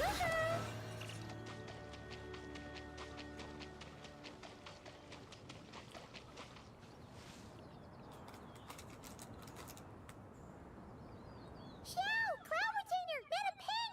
We're here! Any news on Zhongli? Wait, are we missing 2 Adepti? Well, Shen Yun I'm banned getting Mountain Shaper from Mount Outsong for 3 days. Oh, then what about Mooncarver? The scheme to plant mint in one's abode was one those 2 fools devised together? And when it comes to punishment, one does not discriminate. His banishment ends in 3 days as well. Wow, that's pretty harsh, Cloud Retainer. Let's get down to business. We have news of Rex Lapis. Huh? Isn't that... Yes, Rex Lapis's geopillar. It descended from on high this morning.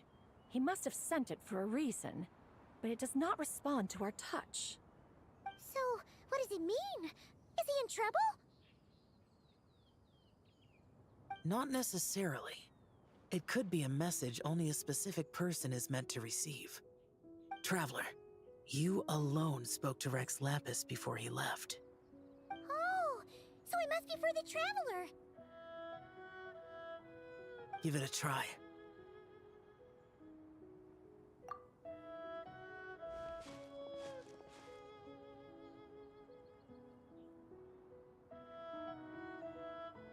Come to the spring on Mount Qingse. I have left an entrance for you.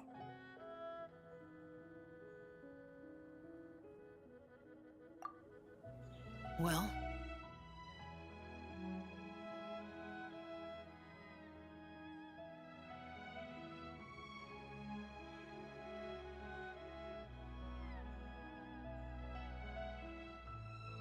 Just as one surmised, it seems that Rex Lapis will not countenance our involvement in this matter. That would not surprise me in the slightest. He's always had a soft spot for the traveler, after all. But be that as it may, we have served Rex Lapis for millennia now. In other words, I'm sure this has nothing to do with favoritism. He's probably just trying to protect us. Okay, I was gonna say, That's I feel right. like So you mustn't everyone let in your this guard game down, has a soft spot even for the if Rex traveler Lapis is by online. your side. Alright, let's get going. We'll try not to keep you all waiting.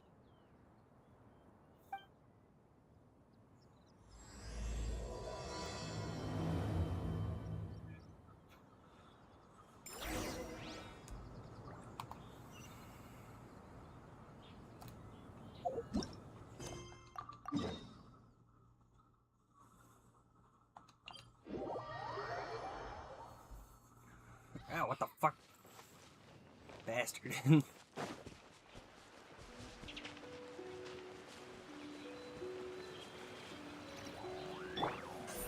Incoming. Hey! There you go. Got it.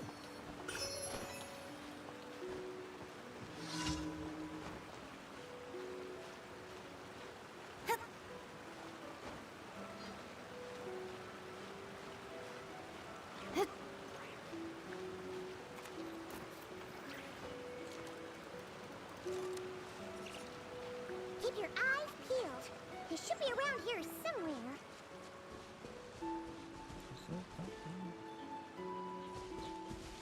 Tree?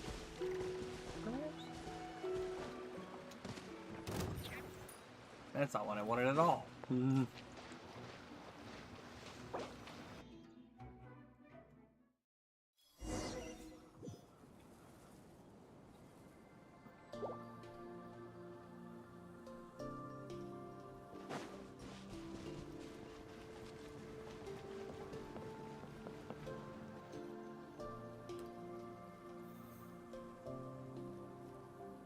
Who could have imagined that the once mighty Geo Archon might end up so, sitting on a humble stool in the woods, quietly weaving moon lanterns? You really do look like an old man now. This is a Shao lantern, not a moon lantern. Hey look, her eyes are yellow instead of red. In ages past, when the gods waged war and the world was in turmoil, these lanterns were lit to guide fallen warriors back to their homes. Had you tarried in the mortal realm for but a little while longer, you might have become quite accustomed to them. Even so, it bears such a striking resemblance to the moon lanterns they used to offer up to the heavens. Could this truly be mere coincidence? Perhaps in some sense it is, yet in another, it isn't. For instance, who is to say that some of Langan's magnificent jade did not become part of the very foundations upon which Liyue Harbor now stands? It is conceivable that this ritual was transmitted in such a manner too. Now, let's not let ourselves get carried away. For all its splendor, do not forget that, in the end, even Langan could not escape its heaven-sent fate. Alas, it is just a pity that the little creatures of this world may never again lift their eyes to the moon, even should misfortune befall them. But you, Geolord, now that you rule this realm, why take the trouble, not to mention the risk, to visit one who bears such profound guilt as I? Are you not afraid that you might be sullied by the curse of time that was laid upon me? There is no risk to speak of. At least, not in comparison to that which you took when you defied the heavens all that time ago. As I have stated, time and again, it was not I who defied the heavens. Geolord, the ancient affairs of Langan have nothing to do with me, for I am but one of her deadly selves, severed before her demise.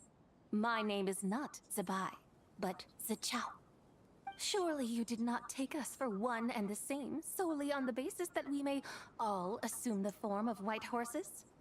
Sorry to break it to you, but you seem to have found yourself the wrong white horse. Anyway, do tell me, what urgent matter brings you here? Very well, then. I have come to ask for Zibai's shade. Oh? So, the Geo-Lord has set his sights upon Zibai's human soul. And what is it that you intend to do with it? The world outside is changing. With the new moon's birth, the confines of the Shadow Moon are gradually disintegrating. In other words, the heavenly soul is set to return. Consequently, strange phenomena have manifested within Longan's former domain, leading to the earthly soul's reappearance as well. The last of the trio, the human soul, is in your possession. Most intriguing. My intention is to gather all three together, so that an old friend may finally make her return. I must admit, it seems that some remarkable affairs are coming to pass in the outside world. Yet there is one thing you seem to have overlooked, Lord of Geo. Back in the day, it was you that freed me from that painting. And afterwards, I took up arms in your name. Together we first subdued Chenyu Vale, then brought peace to Mount Qingse. It was for this cause that the contract between us was made. But now that the debt has been repaid, what cause have you to expect my aid? Zibai and I have long been friends. Given not only that you were manifested from a corrupt desire within her divine form, but that you also possess a fragment of her soul. How can you purport to be the wrong White Horse? I think you'll find that we are now as separate and distinct as any two beings ever were. What once shone with radiant purity has long become dust. What you see is no longer what it was. Oh, great Lord of Geo. Should this still be unclear to you, I bid you take your leave. It seems that the fault lies in my own lack of consideration. As you wish. I shall let this matter rest. Wait! One moment, if you will. Should this not be your opportunity to propose a new contract? The part where you make me an offer I simply couldn't refuse? Even those puny mortals know how to haggle when striking their bargains. Should you, the famed god of contracts, not likewise strive for success through negotiation? Come now, enough with the posturing. It's time to name your price. Very well. I had, in truth, prepared a new contract for your consideration. I knew you would not come before me unprepared. Yet, you should know that I want for nothing, for I live in the mountains, carefree and untroubled. Occasionally, I even find sport in teasing the mortals who stumble into my presence. Then why persist in telling them those ancient stories? I speak of what transpired before the sky collapsed and the earth sank into itself. That is merely my way of passing the time. And what of it? Would any believe, much less remember, the ramblings of a mountain hermit? Those tales have long since spread throughout the mortal realm. Who? Should my words prove insufficient, I invite you to see the world for yourself. To this end, I have found you a pair of trusty guides. The Lantern Rite is presently underway in Liyue, and should prove quite intriguing for you. So this, then, is the contract you have prepared for me? Indeed it is. Think of it as a contract for a one-day festive excursion. Surely you do not hope to offer this in exchange for Tsubai's shade. The foundation of my very existence for a little excursion seems a little steep, wouldn't you say? Why not see for yourself? You can always decide afterwards. The final determination, of course, shall rest with you. Is that so? Then perhaps this deal might not be entirely off the table after all. Where then are these guides of which you speak? Hey, it's Xiangli! Oh, we've been looking for you everywhere. We thought You're here. So these are my guides. Well, well. They certainly look the part, I'll give you that. Guides? Oh, you poor innocent little creatures. The benevolent Lord of Geo has soaked you to me, which means that for the rest of this day, you belong to me. Sold us to you? Just what have you gotten us into, Zhongli? The situation is not quite as dire as that would sound. I ask only that you accompany my Adeptus friend on a tour of Liyue. I would suspect that depends on how well you entertain me. Entertain you? Let us start with this Liyue harbor of which I have heard so much. Nowhere is quite so fascinating as a place teeming with little mortals. How come this Adeptus sounds so different from what Paimon imagined? Okay, we'll take care of it. Get ready to find out why they call Paimon the best travel guide in all of Tibet.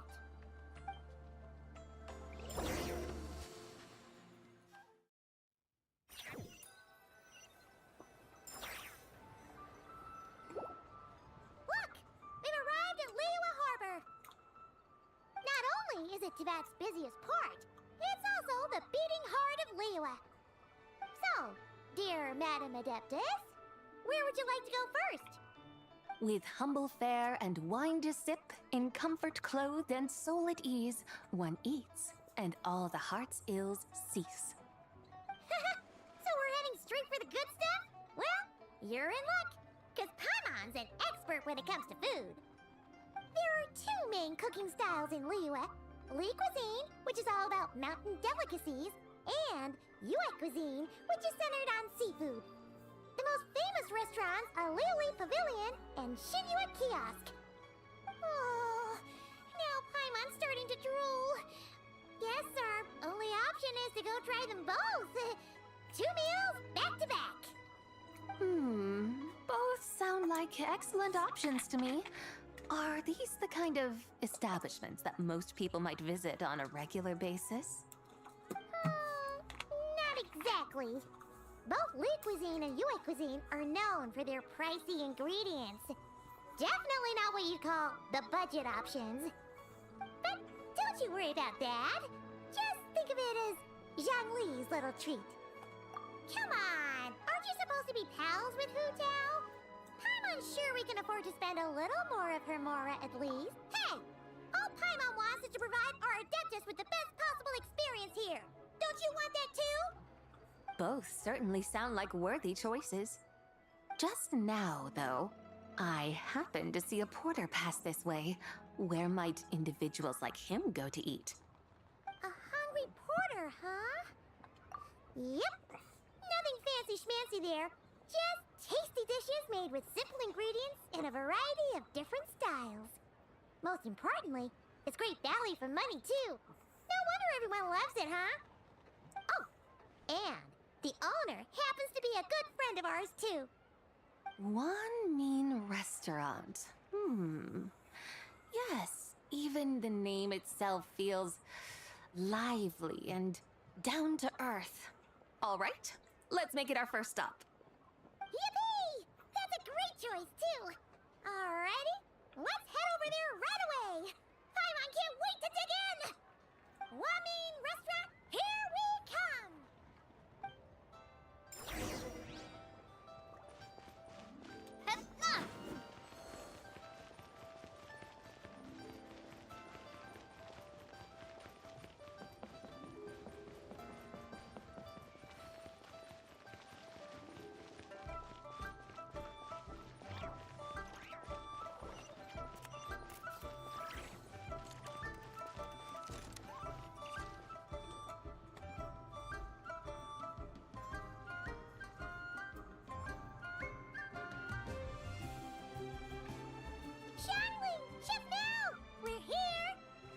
Oh, hello there.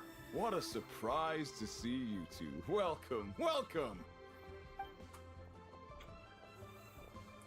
Hey there, Traveler and Paimon. We're a little busy today, so grab a table while you still can.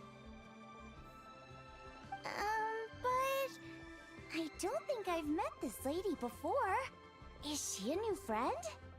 You could say that. Oh, I see. Well, hey there.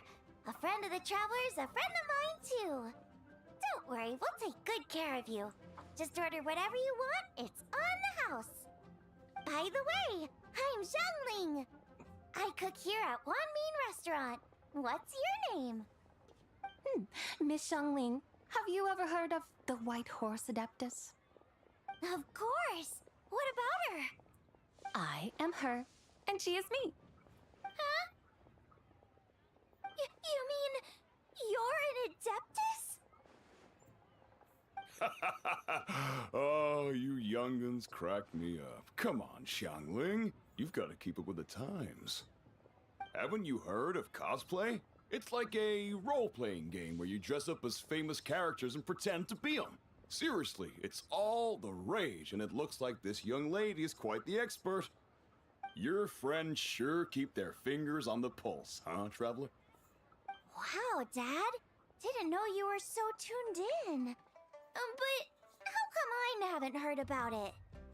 You gotta listen to our customers. Didn't I tell you to spend less time chasing after wild vegetables and more time making friends? You're even more out of touch than I am. Hey, I like making friends too. Isn't that what I'm doing right now? Anyway, even if it is just a costume, is it alright if I still call you White Horse Adeptus? Of course it's all right, because that's exactly who I am. Okay. I can see you're really committed to the role. How about I call you the real White Horse Adeptus instead? In that case, you can call Paimon the real Traveler. Yeah, right. You could have at least switched outfits. Puny mortals.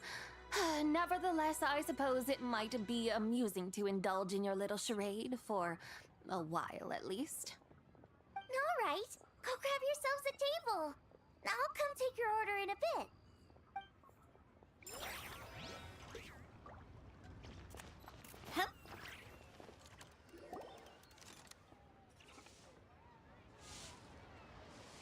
Hello. May I ask if Miss Xiangling and Chef Mao are here? Yeah, they're just over there. Wait a sec. Aren't you? So, what would you like to... You're... Hello, Miss Xiangling. It's me, Lu Xiangxiang, the one who broke some stuff here at your restaurant a few days ago. I just wanted you to know how sorry I am. I honestly don't know what came over me. Please forgive me. Oh, it's you. You really gave me a fright that day, young lady. You didn't actually get food poisoning from our blackback perch stew, right? Come on, Dad. She's come to say sorry. It's all right, Miss Lu. You must have been feeling a bit off that day. You're looking so much better now, though. Why don't you grab a table, too? This one's on the house. No, I couldn't possibly. Hey, it's totally okay. We all feel under the weather sometimes, especially when we're away from home. Go on, find yourself a... yikes. Looks like all the tables are taken. Wanna come sit with us? We've got an extra seat over here. Thanks, guys. So what would you like to eat today? Feel free to order anything you like. I should very much like to sample your renowned poisonous blackback perch stew. It wasn't poisoned. That was all on me. So that's one portion of blackback perch stew. How about you guys? Paimon wants... sure thing. Looks like Paimon's having trouble making up her mind. Anyway, I guarantee you'll love it. Let me think. Well, since the blackback perch stew is on the spicier side, I guess it makes sense to balance it out with a serving of stir-fried shrimp. And since it's Lantern Rite season, you better try out the triple layered consomme and come and get it too! Those are our seasonal specialties. As for the carbs, since we've got a full table, how about some right at home? Along with our special chili mince cornbread buns. Trust me, you won't be disappointed. Cornbread. And for dessert, I'll whip you up some Lucky Snow Delight. I just came up with it a few days ago, and I can't wait for you to try it. Wow! Sounds like quite the feast. Looks like Paimon's in luck today. Am I the only one who thinks that's way too much? Not at all. Don't worry, I know what I'm doing. And to top it all off, our star dish, Adeptus Temptation. You should know that we don't often serve this here at Wanmin Restaurant. But since this is my first time cooking for the White Horse Adeptus, I'm pulling out all the stops.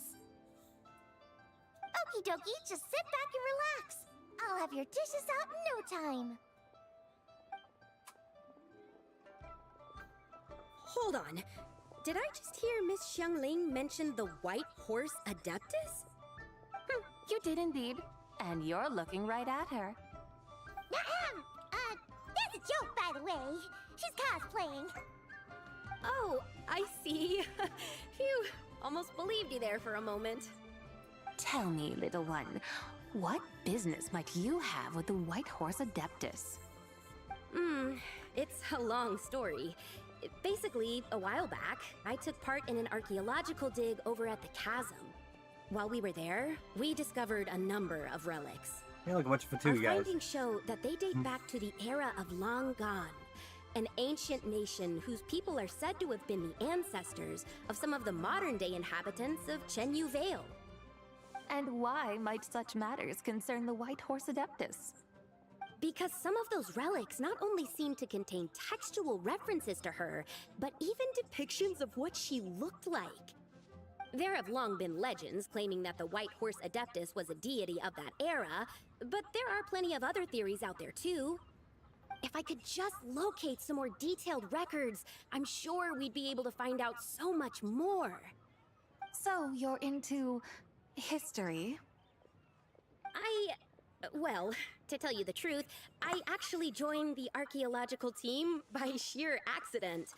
But once I'd started down this path, I knew that I wanted to make something of myself. Recently, though, things seem to have taken a turn for the worse. Still can't believe I caused such a mess and even ended up hurting someone. Oh, so you're considering becoming a martial artist now instead? No, I mean, they weren't seriously hurt. It was just a few scratches, and they let it go after my mother compensated them.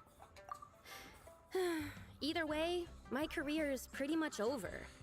And even though both the victim and the Ministry of Civil Affairs say they won't be pursuing the matter any further, my father says he's going to punish me according to our family rules. Family rules? Yeah, he's decided to ground me. I'll have to return to Chaoying Village after Lantern Rite, and goodness knows when I'll be allowed to leave again. Wow, that's harsh. Sounds like the kind of thing only rich, super traditional parents would do. We're not exactly rich, though. All we own are a few tea fields in Chaoying Village and a guest house in Liyue Harbor. A guest house? It isn't Baiju Guest House. Yep, he's my grandfather. So, you've heard of the guest house before? Small world, huh? Come to think of it, didn't Boss Lu mention something about hoping that the White Horse Adeptus would show up and let her divine power be known? Sure, but Paimon's guessing this wasn't exactly what he had in mind. Little one, it sounds to me that your family is rather well off after all. What then drew you to archaeology? Why subject yourself to such unnecessary hardships? Even if I stayed at home, there's no guarantee I'd lead a nice, easy life. Just look at my father. Recently, my grandfather put him in charge of the guest house, and he came up with a bunch of ideas right away, starting with changing its name. That didn't turn out well, though. My grandfather yelled at him for days, even calling him a bad son, and they still haven't let it go. Oh! Paimon might have heard about that too. Long story short, being dependent on others is never fun. You just end up being completely under their thumb. That's why I want to make it on my own out here, no matter how hard it is. After all, as the saying goes, to rise above others, one must endure the hardest of hardships. What's so funny about that? You poor, innocent little creatures never fail to amuse me. To think you would endure all manner of hardships in your brief time on this mortal plane, and all that merely to rise above others. I would have thought that the wiser path would be to simply roam this world as I do. Huh? Tell me, what is it that you truly delight in? Archaeology? Martial arts? Tea planting? Or perhaps the keeping of a guest house? What I delight in? Yes! Surely there must be something you don't find quite so exhausting. Whatever delights you should not feel like a burden. But do things like that really exist? Of course! Take Miss Xiangling, for instance. I defy you to detect even a hint of hardship on her face when she wields her walking spatula. So, since it seems you are resolved to tread the rocky path, you should strive with all your might to pursue that which brings you delight. You mean, like cosplay? I suppose you might say that. Looks like the White Horse Adeptus is really getting into her role. I think I get what you mean then. Maybe I should have a chat with Miss Xiangling before I head home. Okay, everyone. Sorry to keep you waiting. Here's your food. Wow. It all smells so good. Oh, finally! I get to try that famous poisonous stew. Hey! Didn't you hear what Shang said? It wasn't the stew. If anyone's to blame, it's that other you. What's up? How fiercely this mortal fare burns upon the tongue!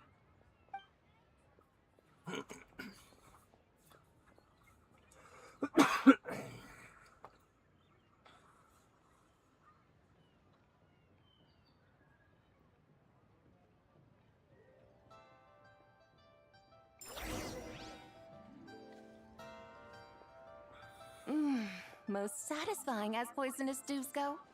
So, where to now? Time, I think, to seek out some diversion? Oh, there's plenty of entertainment options in Liyue. Paimon will tell you that. The locals like to drink tea, walk their pets, play chess, watch operas, attend storytelling performances. Storytelling performances? You know, like listening to people telling stories. They're usually based on old Liyue legends, just like their operas. Stuff like the Divine Damsel of Devastation, Through the Eyes of a Dragon, or the Sanctification of Tao Do. What about the story of the bright moon that sits in the sky above us? Paimon doesn't think she's heard that one. Still, the moon does come up quite a lot. It's even in the name itself. The Yue in Liyue actually means moon. Since we're on the subject, you like telling stories yourself, right? Why don't we go check it out?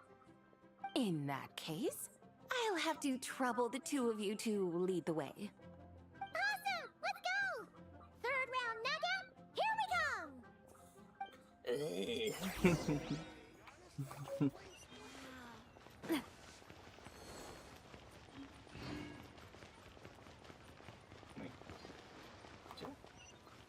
Oh. Hold on, I want to do something real quick here first.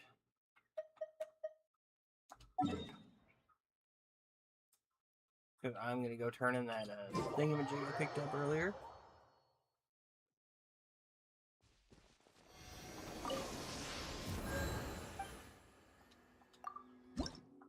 No. I thought it was closer than that.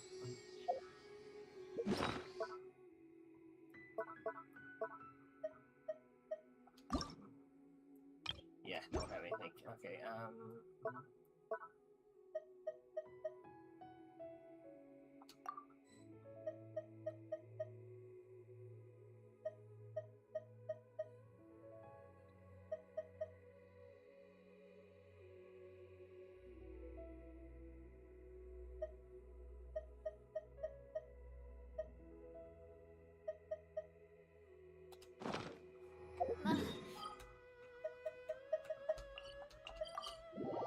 taking a slight detour because I thought that I had turned in all my little disc thingies, but apparently not.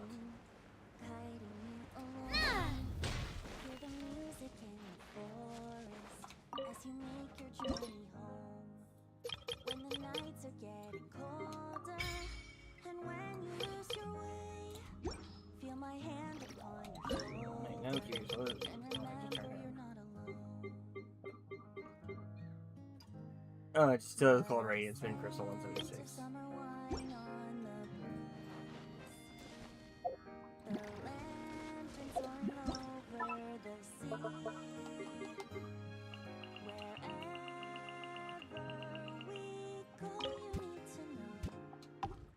As long as you are by my side, we'll never be far from home. For you light up every corner of the world. You fill the air with joy and life. So please, when you feel it's going wrong, just take a moment, cast your burdens to the wind, and listen as it sings you a song.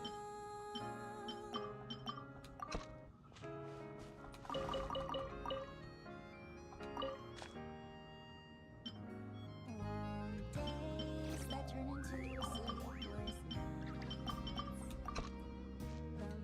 The memories we share shine so bright.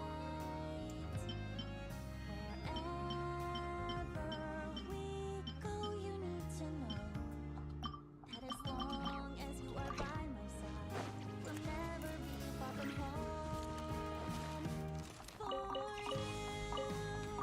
you light up every corner of the world. You fill the air with joy and life. So please, when you feel it's going wrong, just Anything I do with this? No? The Decker thing? Okay, hold on, wait a minute.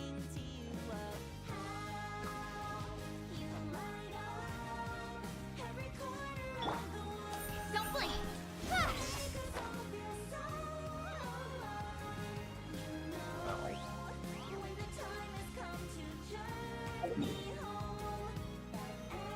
Every star and every cloud is smiling down on you, traveler.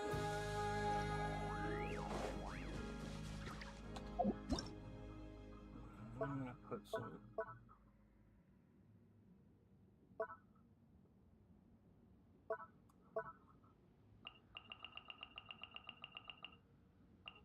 Are all these at one?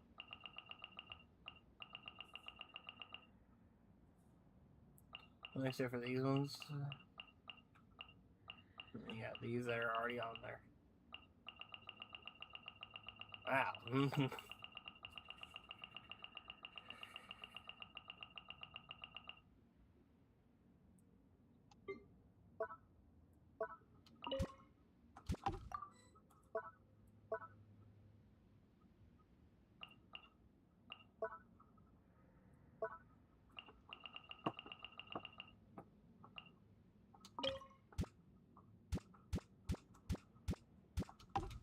See the stars above you shining, guiding you along.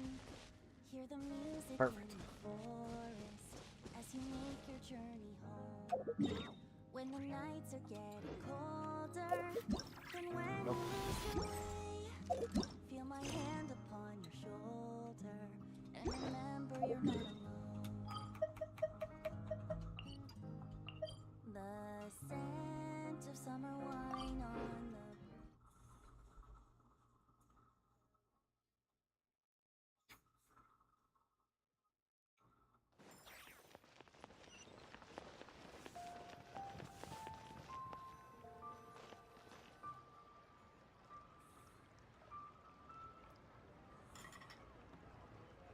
What a tongue twister. I'd have made a complete fool of myself if I tried to say it on stage without practicing it first. Huh. Call yourself Iron Tongue, Tien. Wobbly Tongue, Tien, more like.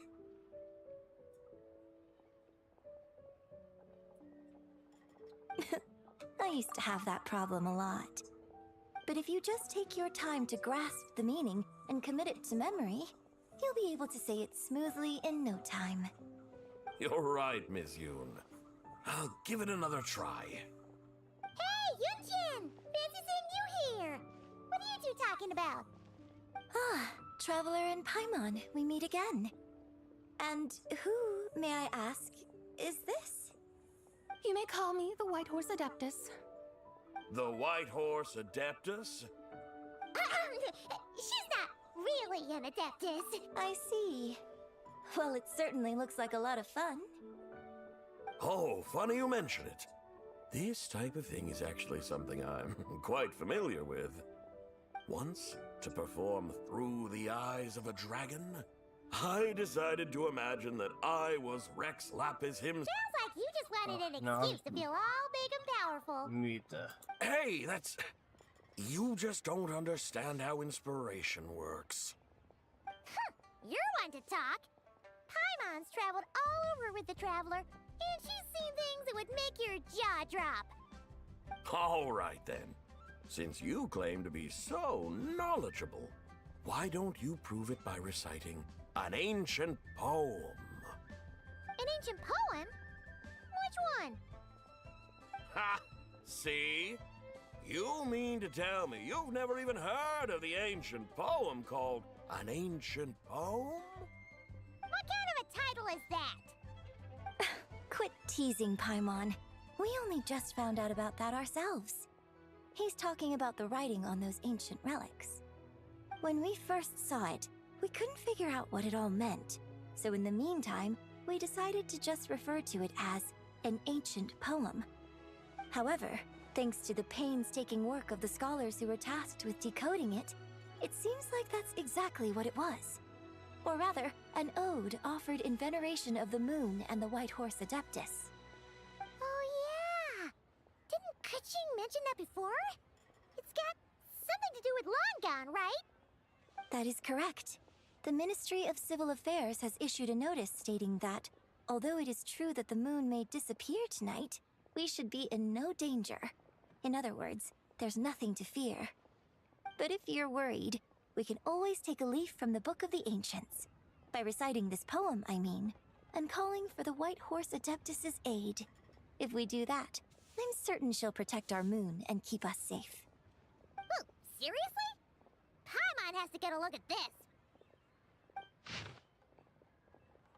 Under moon eternal, in radiant night, a maiden grants silk, soft and light? What in Tibet's that supposed to mean?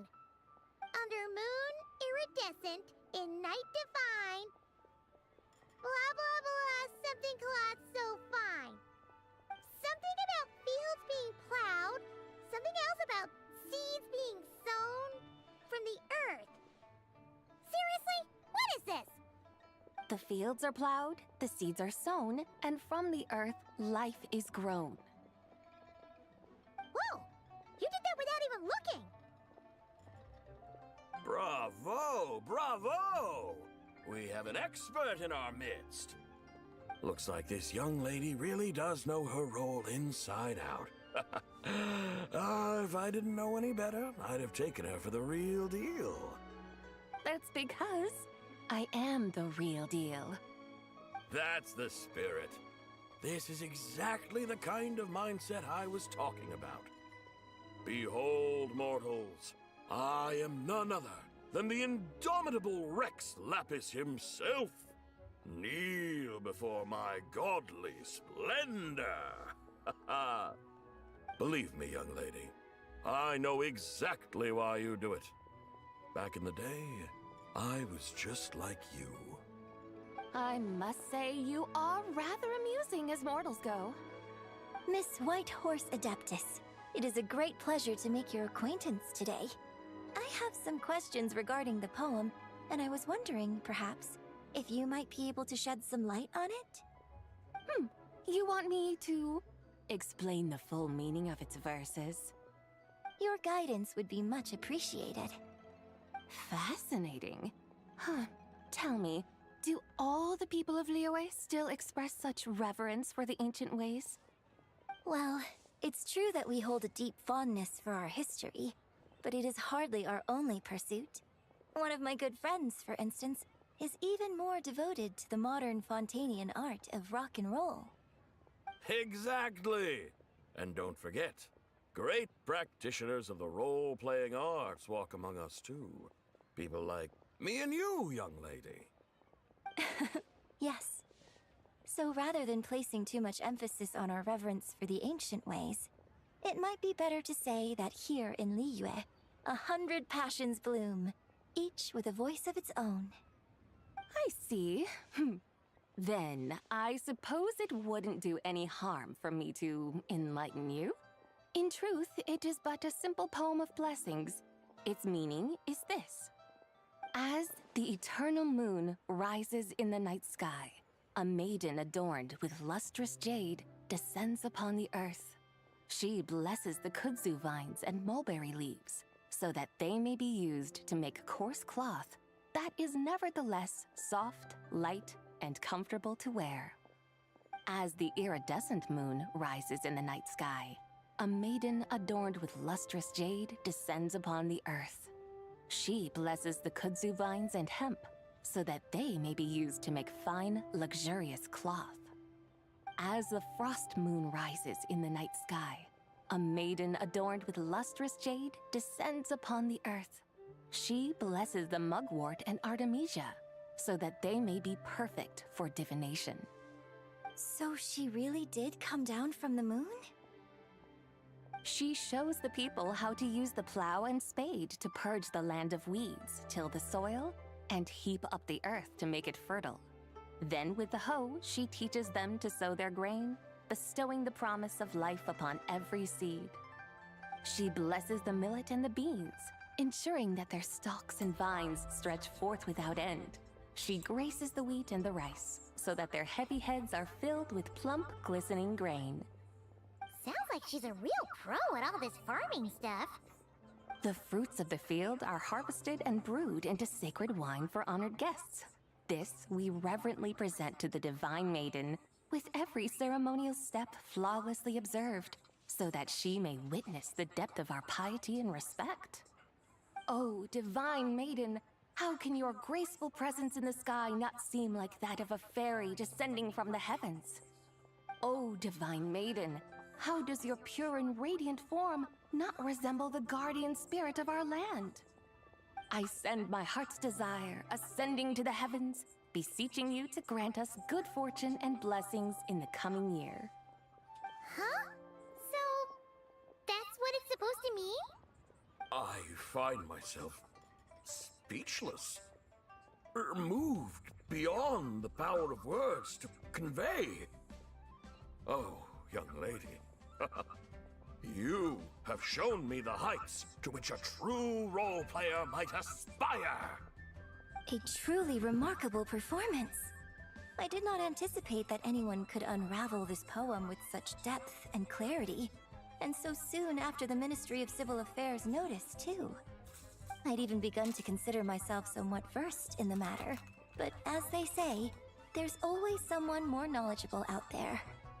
Allow me to extend my thanks to you, Miss Whitehorse Adeptus. You are far too humble, young one.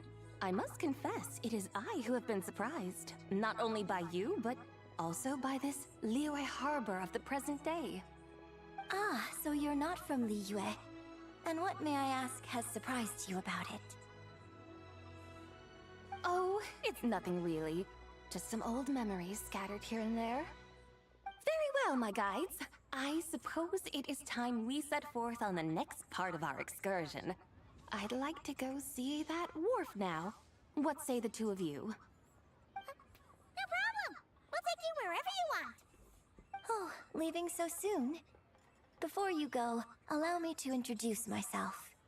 I am Yunjin, director of the Yunhan Opera Troupe. May I ask your name in return? My own name is scarcely worth mentioning, but since you asked, perhaps I'll tell you the title of that poem instead. Huh?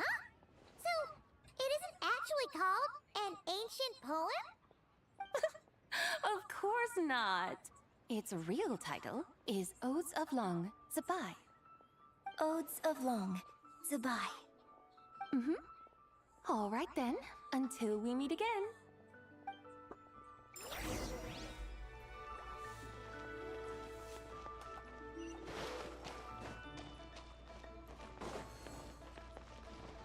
Is there one of those trees I can whack? None that I can see. He says as soon as he sees one immediately.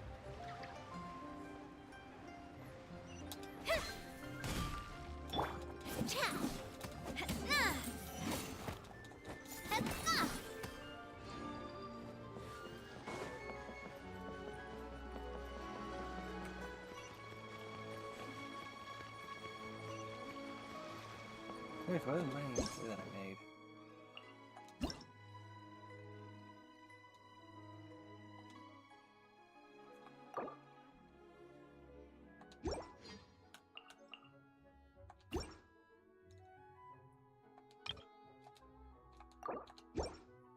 That was a pre-made one.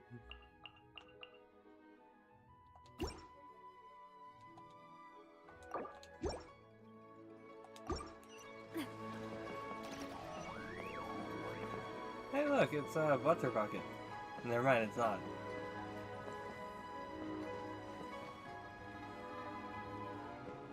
Oh, it's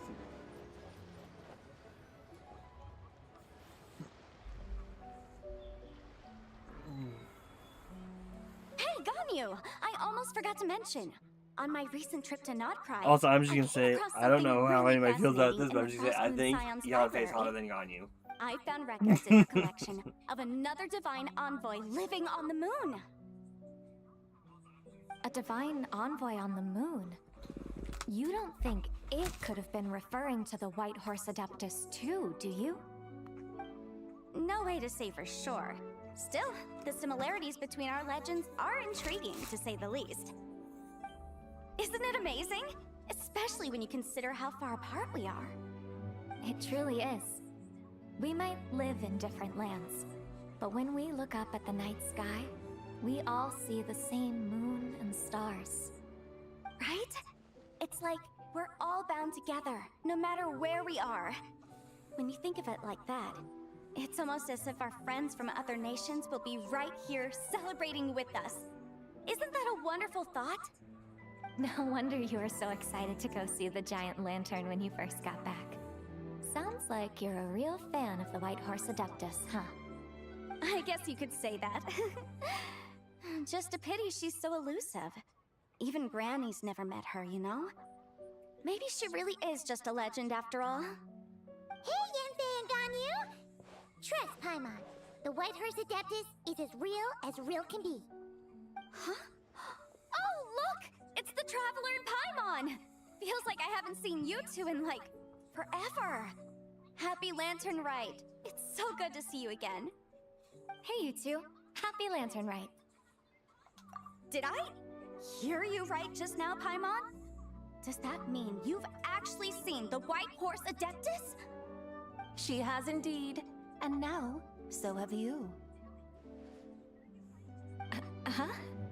And you are? Why, who else? The White Horse Adeptus, of course. Could you maybe start with something else next time? You're the White Horse? That's right. Allow Paimon to introduce you to our new friend, Zichao. She's been low-key obsessed with cosplaying the White Horse Adeptus ever since we met her. I see. Well then, greetings, Miss Zichao. My name is Yanfei, and recently I've been low-key obsessed with learning everything I can about the White Horse Adeptus. I'm sure the two of you will get along like a house on fire. Oh, and by the way, I'm Ganyu. So, Miss Zichao, You must be here to see the giant lantern too, right? Hmm? A horse-shaped Zhao lantern? Is that what I think it is? That's right. A lantern made to honor the White Horse Adeptus herself. Isn't it gorgeous?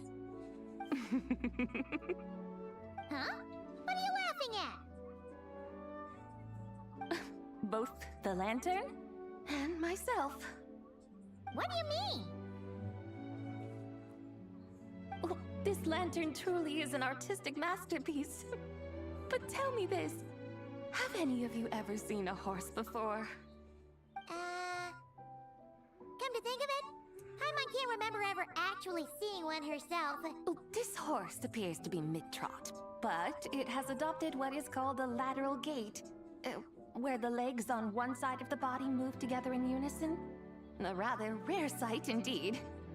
Just now, I suddenly pictured myself, I mean, the White Horse Adeptus running the same way. The image was so absurd, I could barely contain my mirth. Oh, really? I never knew that. You learn something every day, huh? Oh, come on! It's basically a giant piece of fan art! Who cares if it's different than the original? I was merely laughing at my own ignorance. I came here thinking that the White Horse Adeptus's tale had been long forgotten. Yet here I am, gazing upon a lantern made in her honor. Well, you couldn't have been more mistaken. There are so many tales about the White Horse Adeptus, I'm starting to lose count. Just off the top of my head. Just so you know, Yanfei, we've heard it all like a million times before. Uh-huh. But there's one thing I can guarantee that you haven't. Huh? You mean like a new chapter of her stories come to light? Mm-hmm. And I heard it from Ganyu just yesterday. Hey, why don't you share it with the others? Sure, no problem. Where to begin? Do you guys still remember what Liyue's Moon Chase Festival is about? Of course! It's a festival held in honor of the Stove God! That's right. But it took a really long time for the Stove God Festival to become what it is today. In its earliest form, it was actually an adeptal ritual known as the Moon Chase Rite. Paimon remembers Madame Ping mentioning that before, but she never explained exactly what it was. According to Cloud Retainer, the Moon Chase Rite was originally a ritual meant for communicating with the moon. Communicating with the moon? But for what purpose? At first, Cloud Retainer wasn't entirely sure either, as it was always Rex Lapis who performed the ritual. Whoa! Rex Lapis did it himself? Must have been a really important ritual. That's right. Unfortunately, despite numerous attempts, they never actually received any response from the moon, which is why they eventually stopped performing it. But then, just yesterday, Keqing took a picture of the moon being obscured by a dark hole to Cloud Retainer and asked if it had anything to do with the Moon Chase Rite. The moment Cloud Retainer saw it, it suddenly dawned on her that the rite might have been an attempt to reach the White Horse Adeptus all along. Does that mean Zhongli's been trying to bring back the White Horse Adeptus all this time? So how about that? Bet you never thought there might even be a link between the White Horse Adeptus and the Moon Chase Festival. If Keqing hadn't taken that picture to Cloud Retainer, we would never have known any of this. This is probably what Keqing was referring to that day when she mentioned there were some ideas she wanted to follow up on. So, Geo Archon, all this time, you've been striving to awaken her. Huh? What do you mean, awaken? Nothing. What I truly meant to say was, this new insight you've provided has been truly eye-opening. Oh, by the way, my trusty guides, I've been meaning to ask, where in Liyue Harbor might one enjoy an expansive scenic view? Huh? We're off to the next stop already? But Paimon's barely done digesting that lore bomb just now. All the more reason to find the right spot to let it sink in. Oh, so that's what you're up to. A tour of Liyue Harbor? In that case, if you're looking for a spot with a panoramic view, I'd recommend Yujing Terrace. That's a great idea. Since the terrace is on higher ground, the sea view from up there's so much better. Great! Well, the lantern ride's about to start, so we should get back to Granny's now. Hope to see you all at the festival tonight. Oh, you're off too? All right then. See you both soon. See you soon.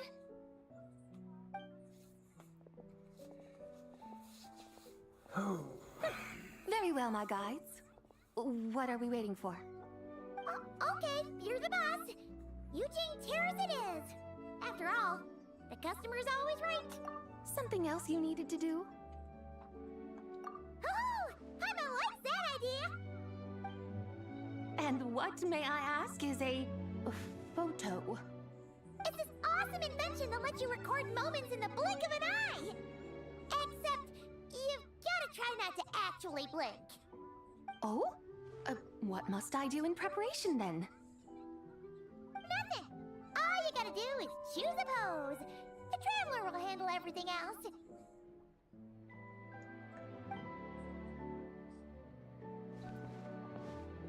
Come on, let's give it a try. Look, we got a great picture. Paimon's gonna call it The White Horse Adeptus Meets the White Horse Adeptus in Liyue Harbor. Huh. They've even discovered a way to preserve moments in time. Now I truly am curious to witness what else these mortals might accomplish. Very well, let us proceed. Yujing Terrace lies in that direction, does it not? Hey, wait for us! That made it sound like a chest popped up.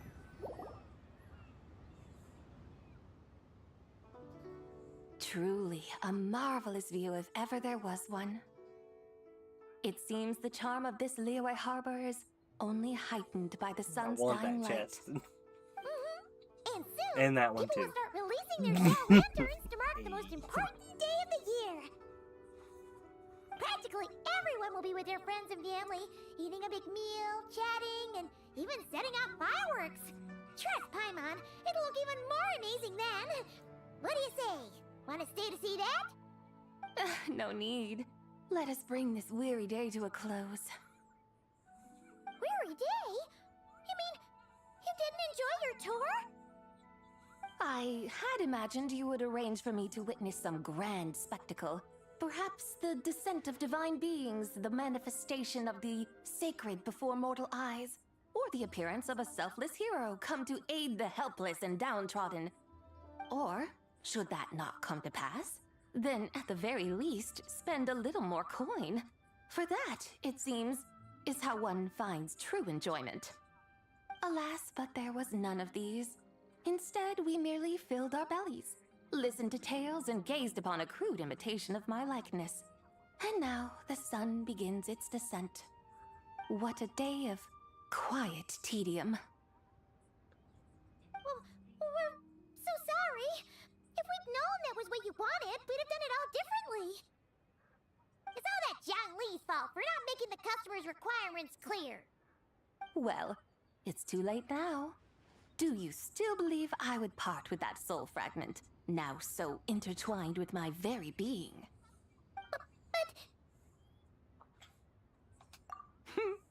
I knew you were the more astute of the pair. Huh? You were just trying to scare Paimon? It seems the realm of the Geo-Archon has a way of making one more stony-faced. So, you were just pulling Paimon's leg? Of course. I was merely engaging in a little banter with the two of you. Long ago, I shared tales with various mortals who chanced upon my mountain abode. Never did I imagine that those stories would endure.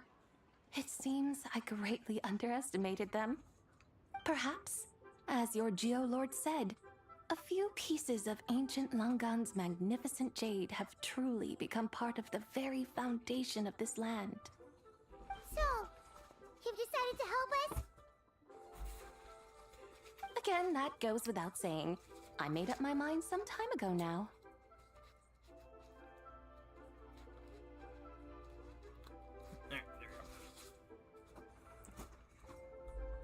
When I beheld a rather intriguing scene as I set foot in this city, I saw porters passing through the alleys, setting down heavy wooden crates from their weary shoulders, peddlers pushing carts as the kites and lanterns upon them rustled gently in the breeze.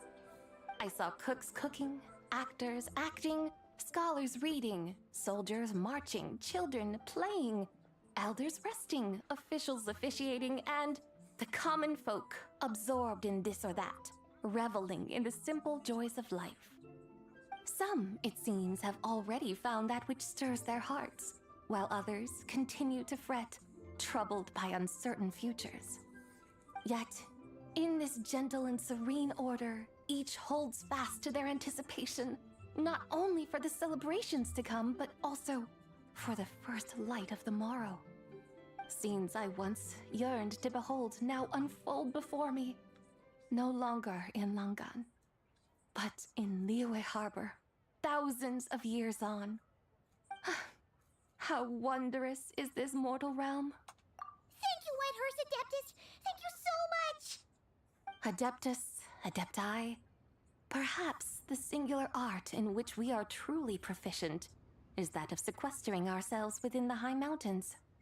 But once we leave our mountain refuge, we find ourselves drawn back to mortal ways all the same. So, it is I who should offer my thanks to the two of you. Traveler, Paimon, you have made this day more delightful than any I've known in a long, long time. Come now, and take what it is you need. You mean, like, right now? But don't you think we should wait for Zhangli?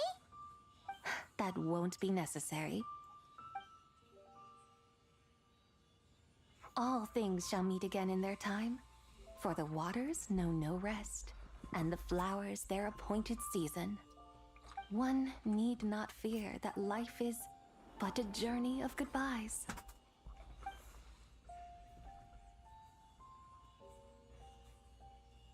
Is she gone?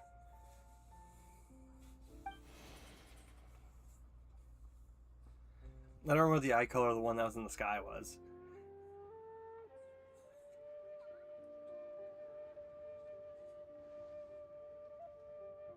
Yes, she's gone. A deadly self is formed from the body's impure vapors, so naturally it cannot survive long in this world. Had it not been sustained by the remnant of Zibai's soul, it would have faded away a long time past. Now that the remnant is gone, it has severed its ties to the mortal world. Zhangli! When did you get here? A while ago. I would have thought you'd at least want to say goodbye. Though mountains endure, the ceaseless waters will, at last, wear away their sharp edges. Thus must I meet the marks wrought upon her by the ruler of time with great caution. It may be goodbye for now, but someday we will meet again. Really? And when might that be? Who can say for sure? Years and years from now, perhaps. Or maybe tonight. At the Lantern Rite. Are you saying that if the Whitehurst Adeptus were to be resurrected, she'd still have the memories of the three deadly selves? That she'd still remember us? We will find out soon enough.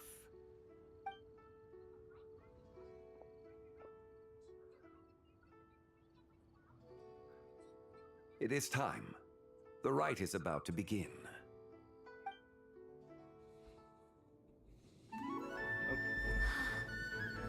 The rite is about to begin. Is the moon really gonna disappear? Got your lanterns ready, everyone? All set. Might be about time to put eyes to the sky. Wouldn't you say, Tianchuan? Look!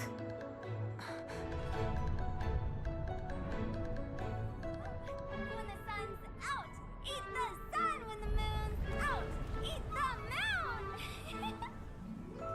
Whoa, is this the lunar eclipse? Under moon eternal, in radiant night, a maiden grants silk, soft and light. Under moon iridescent, in night divine, a maiden grants fiber for cloth For so you. fine. Under moon of frost, in night so great, a maiden grants tools to divine our fate. The fields are plowed, the seeds are sown, and from the earth, life is grown. The seedlings stretch, the crops do rise, and all unfolds before our eyes. Fruits are gathered, sweet wine is poured. These gifts we offer to our Lord. Pure is heaven, so fair and bright. She shines as light in this dark night. And with her does this, wish take flight.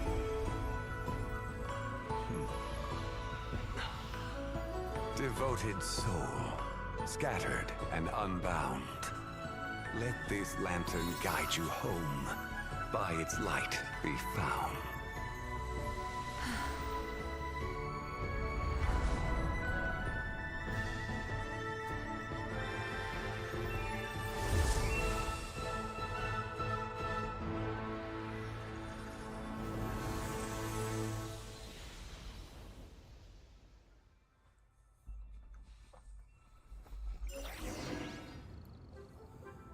Did we do it?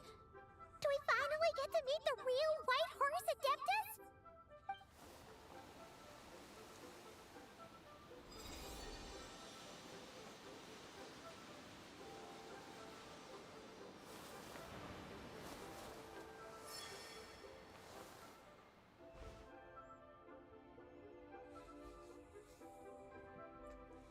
Her shoes look like hooves. This place. Where am I? A familiar land, now known by the name of Liyue. Liyue? The peaks adorn the clouded moon. Then, who might you be? Oh no! She seems to have lost all her memories after all. And those countless lights in the sky. What are they? These lights, each like a dwelling in glad accord, usher in this day of joyous rebirth. And whose rebirth might that be? That of my old friend, Zibai. Zibai? Yeah, that's you! Don't you remember anything at all? That's... me? Oh, yes. The envoy of the Lunar Palace. My name is Zibai, indeed. Then you must be... the Lord of Geo, Heaven's Star. Many years have passed since we last saw one another. Zibai, my friend. Welcome home. Home? But why does this place, this Liyue, feel at once so strange and yet so familiar? Who you are? Who are you? Ah, yes, I remember now. You are that young Wushu dancer, the one who seeks disciples. How fares your quest for disciples? It must have yielded a truly prolific body of students by now, I trust. Hey, you've got it all wrong! You're talking about Gaming! But I could have sworn... Oh, that's right. You're that impudent blonde youngster who kept meddling in my affairs. And to think you even had the audacity to presume yourselves worthy of being...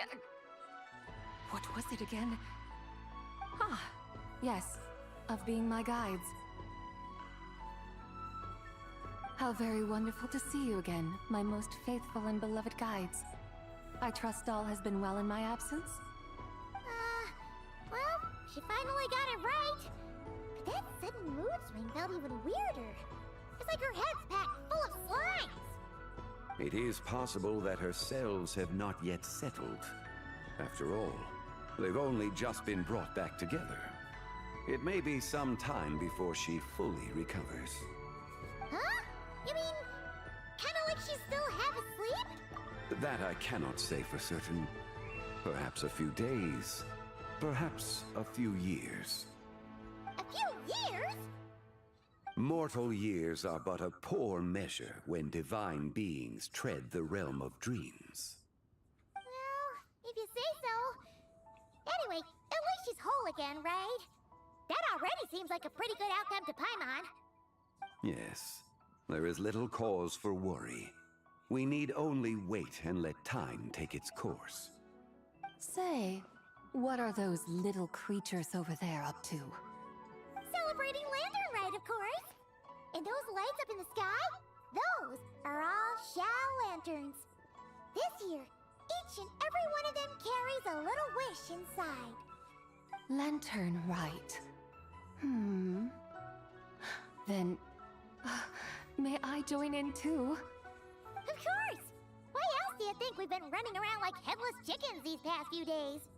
Tell you what, Traveler, why don't we take the White Horse Adeptus out to celebrate? Who knows? Maybe seeing some familiar faces might help her find her feet? Hey, Xiangli! You've got some time on your hands now, right? Why don't you come along with us? By no means a bad idea, Paimon. Oh, and Sabai, before Paimon forgets, when we meet the others later, remember to wish them a happy Lantern Rite! Happy... Lantern Rite? Happy Lantern Rite! Yes, Happy Lantern Rite indeed.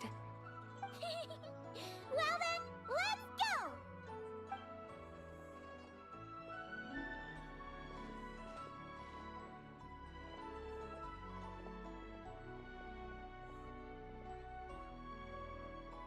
Lantern Rite.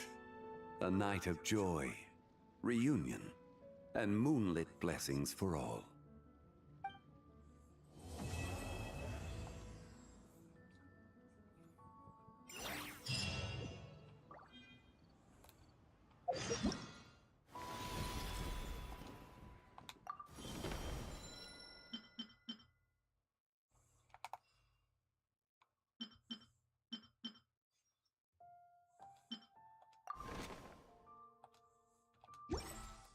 Hold on, I'm doing something real quick.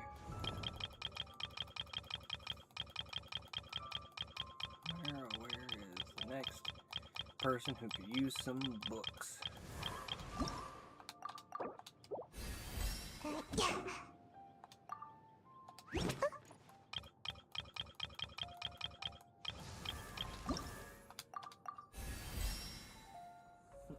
There it goes. Man, I gotta see something here. Did I get any? Benny's Have I been Adventure getting Team, assemble! materials to rank up artifacts?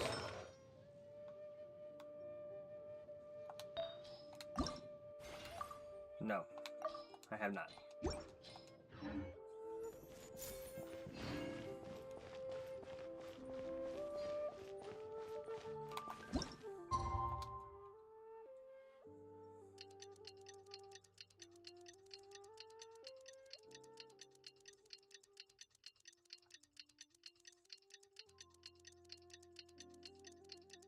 Paimon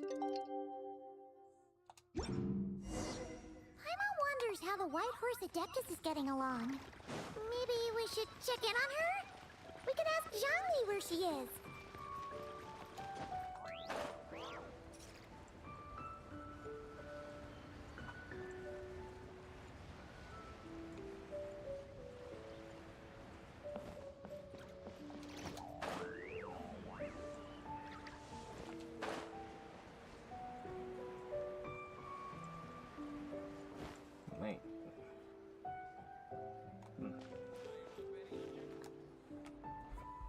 Oh, looks like Zhangli hasn't stopped by for tea today.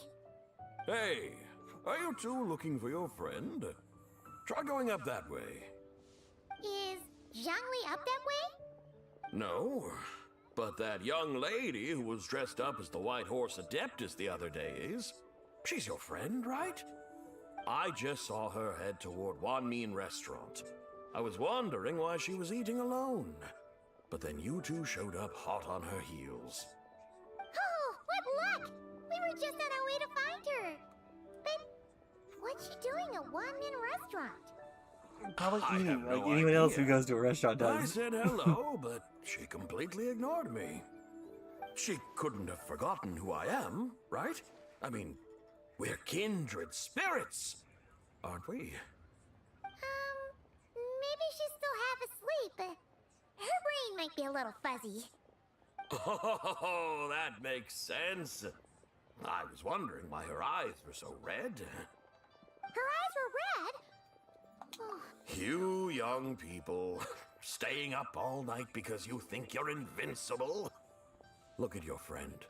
Missing out on sleep so she can pretend to be the White Horse Adeptus. That's where that leaves you, you know. A word to your friend from someone who's older and wiser. She really needs some rest. Paimon won't be so certain about the older and wiser part. Yeah, what was that? Hurry along, then. Oh, and don't forget to come back and check out my Rex Lapis cosplay when you're done.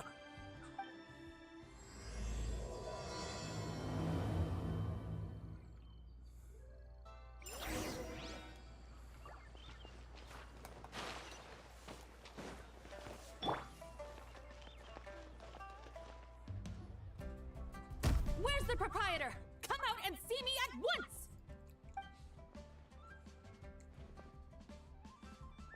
Xiangling and Chef Mao aren't here right now. What can I help you with? And who might you be? My name is Shenhe. I work here at Wanmin Restaurant. Shenhe. Shenhe. Are you that crane adeptus who loves planting mint? It's been a few days. Have you improved your gardening skills? Did you manage to cover the slopes with mint? Mint? I don't know anything about mint. But I am familiar with Qingshen and glaze lilies. Ha! Already casting mint from your mind. How can a practitioner of self-cultivation be so fickle, chasing after every new plant that catches their eye? I'm not sure I get what you mean. Are you delirious from hunger? Would you like something to eat?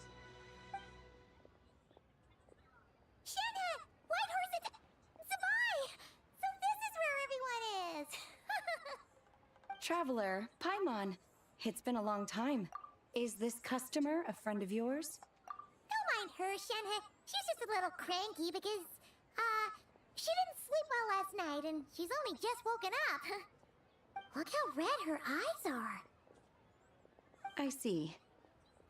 In that case, Miss Zabai, I have a tonic here infused with Qingshen. It's cool and soothing when applied to the eyes. Would you like to try a few drops? Stop right there! Who are you two noisy children? Hey! Have you forgotten about us already? Guides. Yes, I seem to recall something about some guides. Ah, yes, now I remember. What luck! I was just looking for someone to show me the way to Elong Wharf. Huh. Is she starting to come around? Someone requested my help in purchasing some tea leaves. I was informed they have discounted prices during the festival and that I shall get a good deal there. Tea leaves? This sounds like Zhangli's doing. He's sure... Your friend Rex Zhongli initially requested the most expensive tea, but then a young lady in a hexagram hat mentioned he'd burned through the Wangsheng funeral parlor's yearly expenses at an exhibition a few days ago. As such, he is only permitted to buy items that are discounted this month. Oh, that's his boss, Hu Tao. It's about time she realized the problem and put a stop to his spending sprees. Oh, I see. So that's why you're here. Unfortunately, Wanmin Restaurant doesn't sell tea leaves. If you're truly in need, I could gather some wild tea from the mountain slopes. You don't sell tea leaves? But I remember your boss, Miss Lu, saying that she owns tea fields. You really should get some rest. The person you're talking about isn't the boss of Wanmin Restaurant. She's just like you.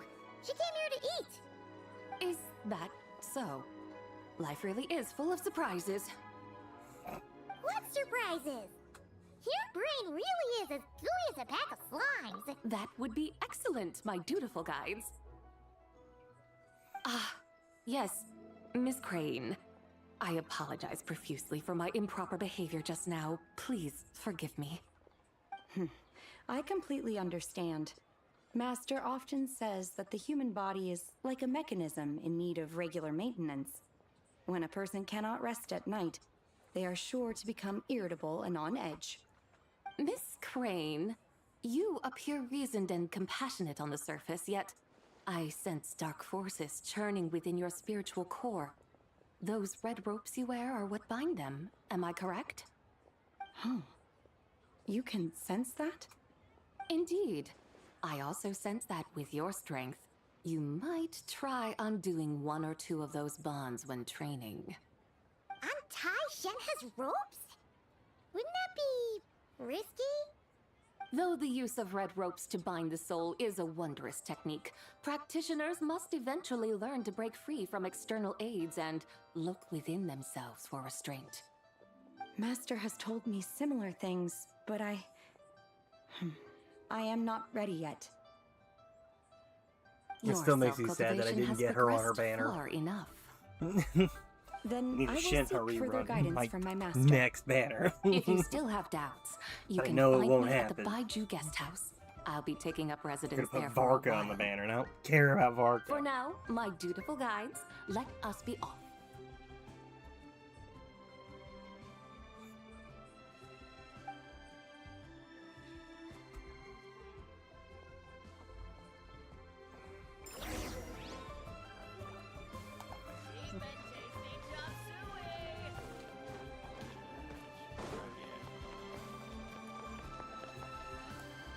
Right.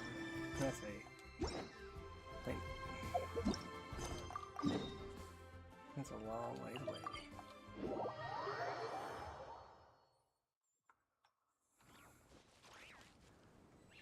Oh, hey, look, it's Fontaine.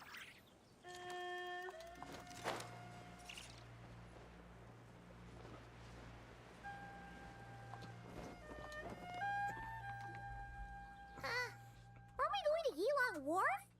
How do we end up on this mountain? Is that small town over there not Elong Wharf? I sense a familiar scent wafting through the air. You're right. Except for the smell part. Paimon doesn't smell anything.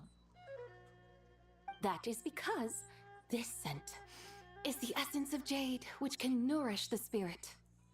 Oh, yeah. Shenyu Vale does have a lot of jade, but Paimon didn't think jade smelled like, anything. Naturally, this has reminded me of something. Hmm? And what's that? A few simple tricks for mastering one's power.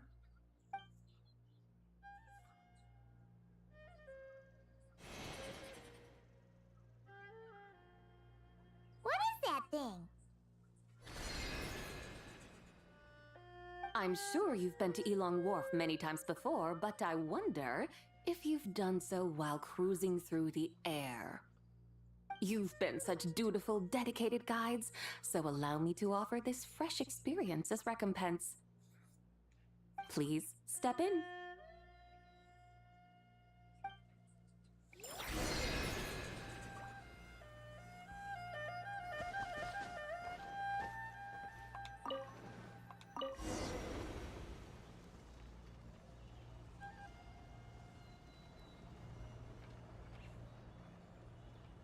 This is amazing!